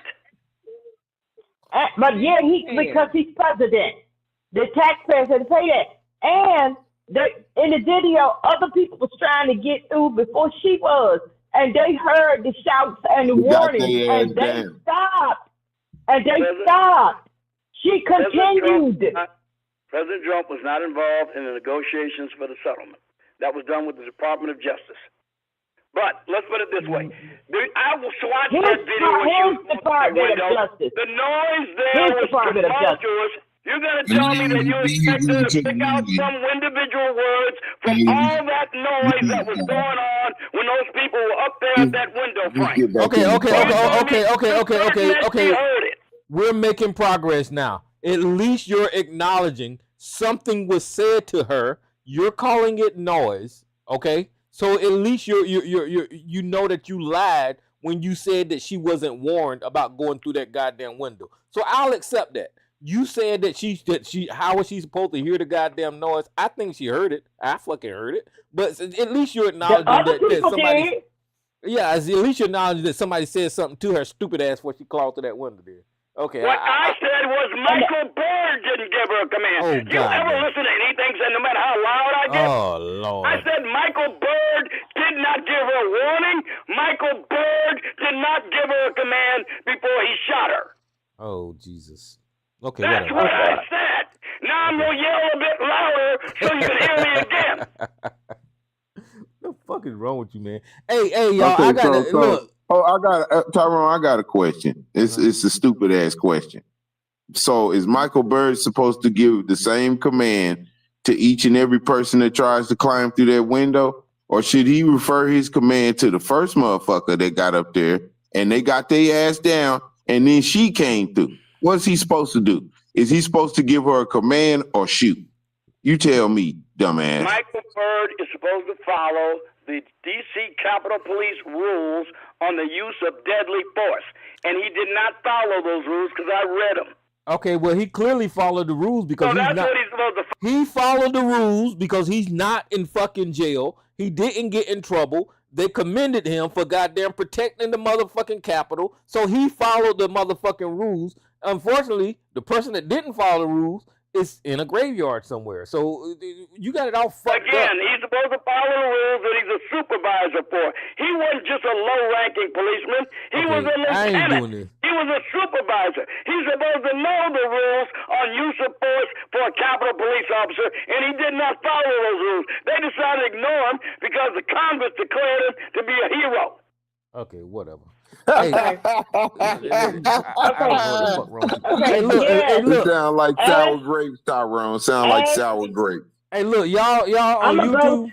They 12 people on YouTube. Y'all need to call in. I need to see 12 fucking lines light up right now. 717-908-1834. Y'all need to go ahead and call in, and y'all can argue with this idiot on here that somehow or another figure out Ashley, whatever her name is a hero. I don't know what the hell wrong with Serge. But look, I'm getting ready to shut down YouTube. Congress declared Michael Bird to be a hero who saved their lives. Not me. They did. Okay, so that's the reason they weren't going to mess with him after. They didn't care what the law said. They didn't care what the Capitol Police rules and deadly force were. They didn't care what the circumstances were. They were determined to exonerate him no matter what.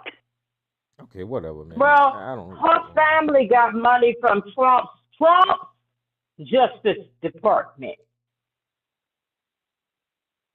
Yeah, they setting free criminals. They paying criminals. This is a fucking criminal, fucking goddamn And they do whatever he says. They do whatever he says. So Yeah. Trump gave that family that money. That's his Justice Department. Who's the head of the Justice Department? Miss Unqualified that do whatever. She don't even have room for her tongue. She got other stuff in her mouth. That's all I'm gonna say. That's cool. Pam Bondi. Tell me something. By the way, Tyrone, do military police apprehend civilians on a military base? And if they do, what do they do with them? Because now you don't seem to know. Yeah, Because military military police. police do apprehend civilians on a military base, but they can't prosecute them. They have to turn them over to federal civilian authority for prosecution. But they arrest civilians on a military base, which is a federal facility, all the time. Okay, so here he is conflating fucking issues again. He said it out of his mouth. He called them what? Military what? Police. That is part of their fucking job. They are police. And he's right. If they lock somebody up, they turn them over. So he's absolutely right.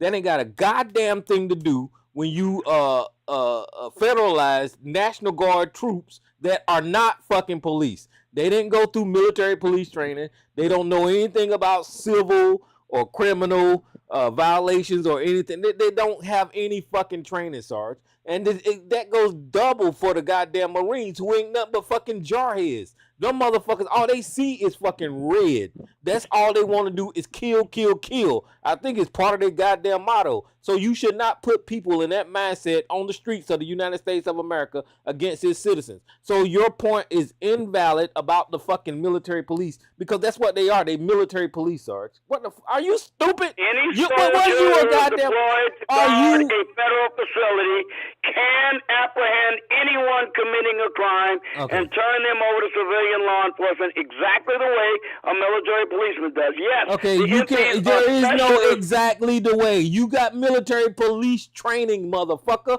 Everybody don't go through military police training, you fucking idiot. I cannot believe you wore a motherfucking badge for 2 seconds in your motherfucking life. I cannot believe that somehow or another you was out there upholding the laws of this goddamn country in a fucking cop car and a fucking weapon. You cannot have been a goddamn. I don't believe it anymore. You was not a police officer. There was no way in the Negro, will you fuck. stop, mute me, and listen for a microsecond? Because you don't know what you're talking about. This was my job in the National Guard. Any soldier on a federal facility who is detailed to guard anything can apprehend anybody for any violation of any crime on a military base or a federal facility, especially if they've been assigned there. If they're assigned the job of military policemen, at that moment they are assigned to the job, they are military policemen under military law. I don't know if you know that or not, but you got to understand the military ain't like every other thing. Yeah, you're supposed to go to military police school. Yeah, they give you specialist training, but you can be designated to be a military policeman by order of a commanding officer.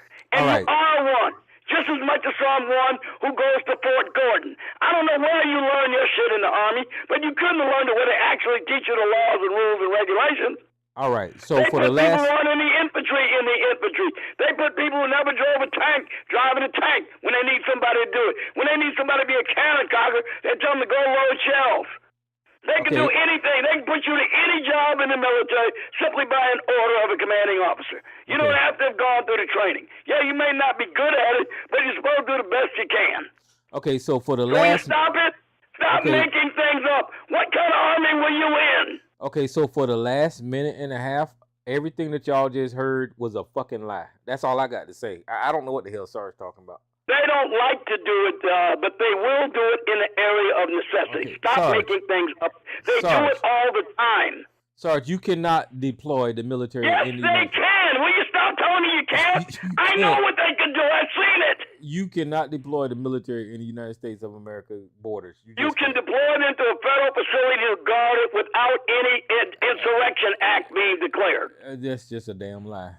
That is a There lie. wasn't an insurrection declared during the May Day demonstration against the Vietnam War in Washington, D.C. The president did not declare an insurrection that day. He didn't make a proclamation. There were military policemen out there arresting civilians and turning them over to civilian law enforcement. That is There a were lie. U.S. Marshals DC there. There was not a FBI state. there. There were military policemen. Go back and look at the documentaries and you'll see DC not a hordes of state. military policemen with armbands that say MP. and they got Sam Brown belts on and 45 automatics. They are military police. They were arresting civilians. There was no declaration of an insurrection act. Go back and look at the documentaries of the time. They were on federal property, which is Washington, D.C. Okay, you are lying. Okay. I don't know why. I mean, you just make up your own realities to suit your narratives. You are lying. And what you just said is totally not true, sir. I don't know what else to tell you about that. When did, during the May Day demonstrations in 1967 against the Vietnam War, when did the President Johnson declare an insurrection? Because he didn't. I want you to go back and tell me if he did or not, and I want you to look at battalions of military policemen deployed there and who arrested civilians. All right. Okay, so... Now, goddamn it, will you stop making up alternate histories? All right. Listen, shut the fuck up, be on mute. I'm gonna do this again this week for some goddamn reason. This guy's a fucking idiot. Here's 10 U.S. Code 12406 National Guard in Federal Service Call. Notice the title of this goddamn law. National Guard. It don't say Marines. It don't say fucking Army. It don't say fucking Coast Guard. National Guard in Federal Service Call. And it said the United States or any other commonwealth or in possession is invaded. It says whenever the United States or any commonwealth or possessions is invaded or in danger of invasion by a foreign nation. That's what it says in this fucking law. This is when you can call up the National Guard. There is a rebellion or danger of a rebellion against the authority of the government of the United States. That's when he can call up the fucking National Guard, when there's a rebellion. The third thing is the president is unable with regular forces to execute the laws of the United States of America. Those are the three fucking standards when the president of the United States can call up the goddamn National Guard. Nothing else. It don't say anything about no goddamn federal building. It don't say nothing about protecting fucking federal employees. It don't say none of that shit that Sarge is saying right now. And then it says, the president may call into federal service members of the units of the National Guard of any state in such numbers he considered necessary to repel an invasion, suppress a rebellion, or execute those laws. Those three standards again. Orders for these purposes shall be issued through the governors of the goddamn states. So he just can't call them up because he fucking feel like it, or call Pete Hegseth and say call up the National Guard. He got to get approval from whatever fucking state he want to call the National Guard up in and talk to that goddamn governor. And then it says the governor of the state, in this case, the District of Columbia, through the commanding general of the National Guard of the District of Columbia. So the District of Columbia don't have a fucking governor. So they have to talk to the commanding general in D.C. There is nothing else to this goddamn law. None of that shit that Sarge is saying is accurate. The president cannot call up fucking active duty troops on the streets in a goddamn America. That is not a fucking thing. So you need to stop fucking lying and saying, just because you agree with Donald Trump, that doesn't make it fucking right. Just because he's the president doesn't make him correct. He is not a king. That is why they had a no kings protest, because we have laws in this goddamn country. And unfortunately, you being an ex-police officer, you don't remember none of that shit that you used to uphold. So I'm done with you, nigga. Okay, I'm going to apologize for giving an incorrect citation because I misremembered the section. It's not 1252. It's Title 10, United States Code, Section 253. I got the number wrong. I'm going to post a link to it in the chat room. But here's what it says. The president, by using the militia or the armed forces or both, by any other means shall take such measures he considers necessary to suppress in a state. No, this is not the 1807 Insurrection Act. This is Title 10 of the Federal Code. As necessary to suppress in a state any insurrection, domestic violence, unlawful combination or conspiracy if it, one, so hinders the executions of laws of that state and of the United States within the state that any part or class of its people is deprived of a right, privilege, immunity, or protection named in the Constitution, secured by law, and the constituted authorities of that state are unable, fail, or refuse to protect that right, privilege, or immunity, or to give that protection, or 2, opposes or obstructs the execution of the laws of the United States, or impedes the course of justice under those laws. In any situation covered by Clause 1, the state shall be considered to have denied the equal protection of the laws secured by the Constitution. The President, by using the militia or the armed forces or both or by any other means, shall take such measures as he considers necessary to suppress in a state any insurrection, domestic violence, unlawful combination, or conspiracy if it, 2, opposes or obstructs the execution of the laws of the United States. Note the shall and President Trump's constitutional duty to faithfully execute the laws of the United States. The President shall be Commander-in-Chief of the Army and Navy of the United States and of the militia of the several states. Now, I'm going to put a link to that in the chat room so you can take your ignorant ass over there and read it for yourself. Okay, so I listened to what you said, and there is no 1053. I don't know where the fuck you got that from. But my point is, none of the things that you read out of whatever the fuck felonious fucking law that you just came up with did those peaceful protesters violate. So none of those things gave him reason to activate any military service if what you're saying is true. So you're wrong on that end too. Those people were not out there stopping people from executing the laws of the United States. They wasn't a goddamn rebellion or that other third thing that you said. So there was no reason to activate any forces because the governor of the goddamn state told us that the damn police officers had it, his county sheriffs had it, he had it up under control. There was no reason for Donald Trump to do what the fuck he did. He broke the fucking law. Him and his Secretary of Defense need to be come up on charges and held accountable for breaking the laws of the United States of America. As a matter of fact, that is fucking borderline treasonous. They almost, I don't know, you can call that treason, Sarge. I mean, I don't know what the hell to tell you, Sarge.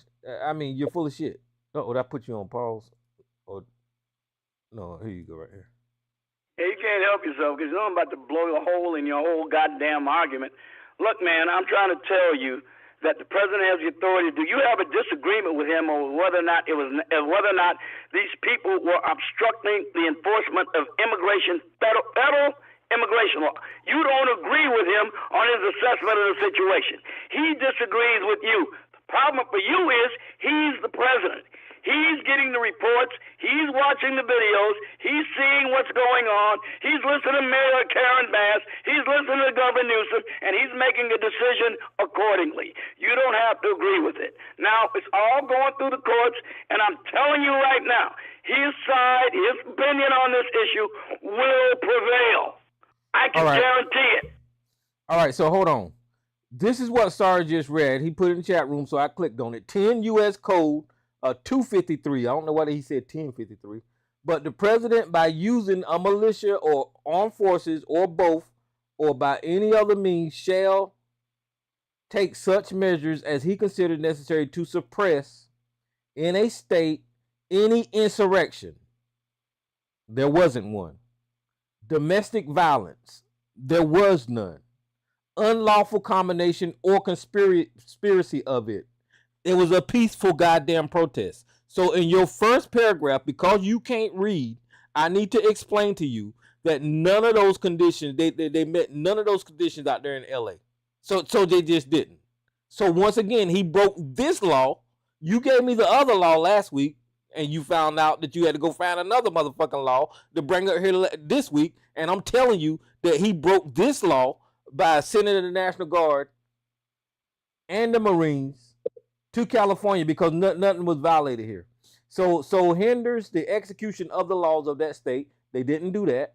And the United States within the state that any part of this class of people is deprived of its rights, privileges, immunity, or protection named in the Constitution and secured by law, and the constituted authorities of that state are unable, fail, or refuse to protect the rights of privileges and immunity and given the so they didn't do that either because Governor Newsom said that his police force, his officials out there in California had it undercover. The governor got on camera and said we don't need these people because our people got it covered. So, and then it said opposes, obstructs, executes the laws of the United States, impedes. So yeah, he broke this fucking law too. What's your point, nigga? Stop giving me laws to read because your ass can't read. Paragraph 2 is a requisite authority for this particular instance because the protesters, as you put them, the peaceful protesters, were attempting to hinder the ICE agents from leaving the facility to execute the immigration laws of the United States. That was the requisite authority that he used. Okay, you made that up. All right, so no, listen. I didn't make it up, and I'm telling you right now, you're the one that's going to show him be a goddamn fool. And you'll never apologize me because you ain't got the honor to do so. Okay, whatever. I'm proven to be right. You better come back here and eat some goddamn crow or lick my motherfucking wait, why don't you just bring me another law to read for you? How about that, you fucking idiot? What the hell is wrong with you? Like I said, man, when that ruling comes to get upholding Donald Trump's actions, you just come on and lick my boots. And they use the first guys. This is the decision that Miss Lady was talking about. The judge used that 1202 whatever the fuck it was. That's what they ruled on. They didn't rule on this bullshit that Sarge just handed me. Now, I guarantee you, they can pretend it doesn't exist. But you see, it's from Cornell Law University. It's I didn't say it. You telling me now it doesn't exist now? No, listen. Because I thought you said 1023. I said it didn't exist because I googled 1023. But it was actually 253 when you put in the chat room. That's when I clicked on it, and that's when I just read it. So I just read it. Who's this unknown caller? Yeah, hi. I'm going from memory, man. Jesus H. Christ. Can I make an error on a number? I corrected myself. That's the law. It's still in the law. It's a federal statute. It ain't going away anytime soon. Yeah, and he broke it. No judge can ignore it. And he broke it. He violated it. I mean, what the fuck? He did. Yeah, how can he violate a law when he sends troops to stop what's going on in paragraph 2? Okay, paragraph 2, my ass. Hey, what's up, Joe? Yeah, hey, how come the president didn't send in the army tonight at Dodger Stadium when they blocked ICE? Hello? That question for me? Whoever would like to answer. They weren't going to stay there. They were there for a temporary period of time. They were using the Dodger parking lot as a temporary staging area. They staged and they left. There was no need to commit federal troops to back them up. But I think the Dodger organization asked them to leave. They said, okay, we'll be leaving in a few minutes, and they did. So it's over. What's the point of putting federal troops there? You just want to see them there for no reason? That ain't what happened. That is what happened, man. I come prepared for you because I know you're going to lie about everything. No, there's a video. Yeah, that ain't what happened. Yeah, I wanted to go back on something that kind of bothered me earlier when we were talking about Kyle Rittenhouse and Elkin, how the right wing responds to that. You know, and I wanted to say those guys aren't the problem. The problem is that community which celebrates those guys as heroes. And so they're not heroes because of the content of their character. They're not considered heroes because of the life they live. They're considered heroes because of who they kill. And that community just lauds those guys like they're some sort of Greek gods. Why? Because they killed a person of color. And this really goes down to the root of the president and a lot of his cabinet and right-wing people in general. It's this fantasy of might makes right when it's their might that seems to be making right. When the rabbit has a gun, those guys complain, bitch, moan, and cry like wimps and girls. But the point being, you know, it seems like there's this fantasy within the right wing of an authoritarian imposition on society. And that authoritarian is encapsulated in police, in soldiers, and in other organizations that seem to have the ability to carry firearms. You don't see that on the left. The left doesn't champion, you know, the people that do wrong like that. But the right does. So regardless of if you want to do, let's compare murderer to murderer is irrelevant to me. What I want to compare is the mindset that seems to celebrate right-wing murderers as heroes. And that's what's really fucked up. So I just wanted to say that, real quick. I'm going to sit back. And I just want to say real quick, Luigi Mangione. Okay. He's getting marriage proposals from crazy-ass women. All right, so guys, I'm opening the lines. Q&A session is over. All participants are unmuted. And YouTube, y'all going down, so y'all need to call in.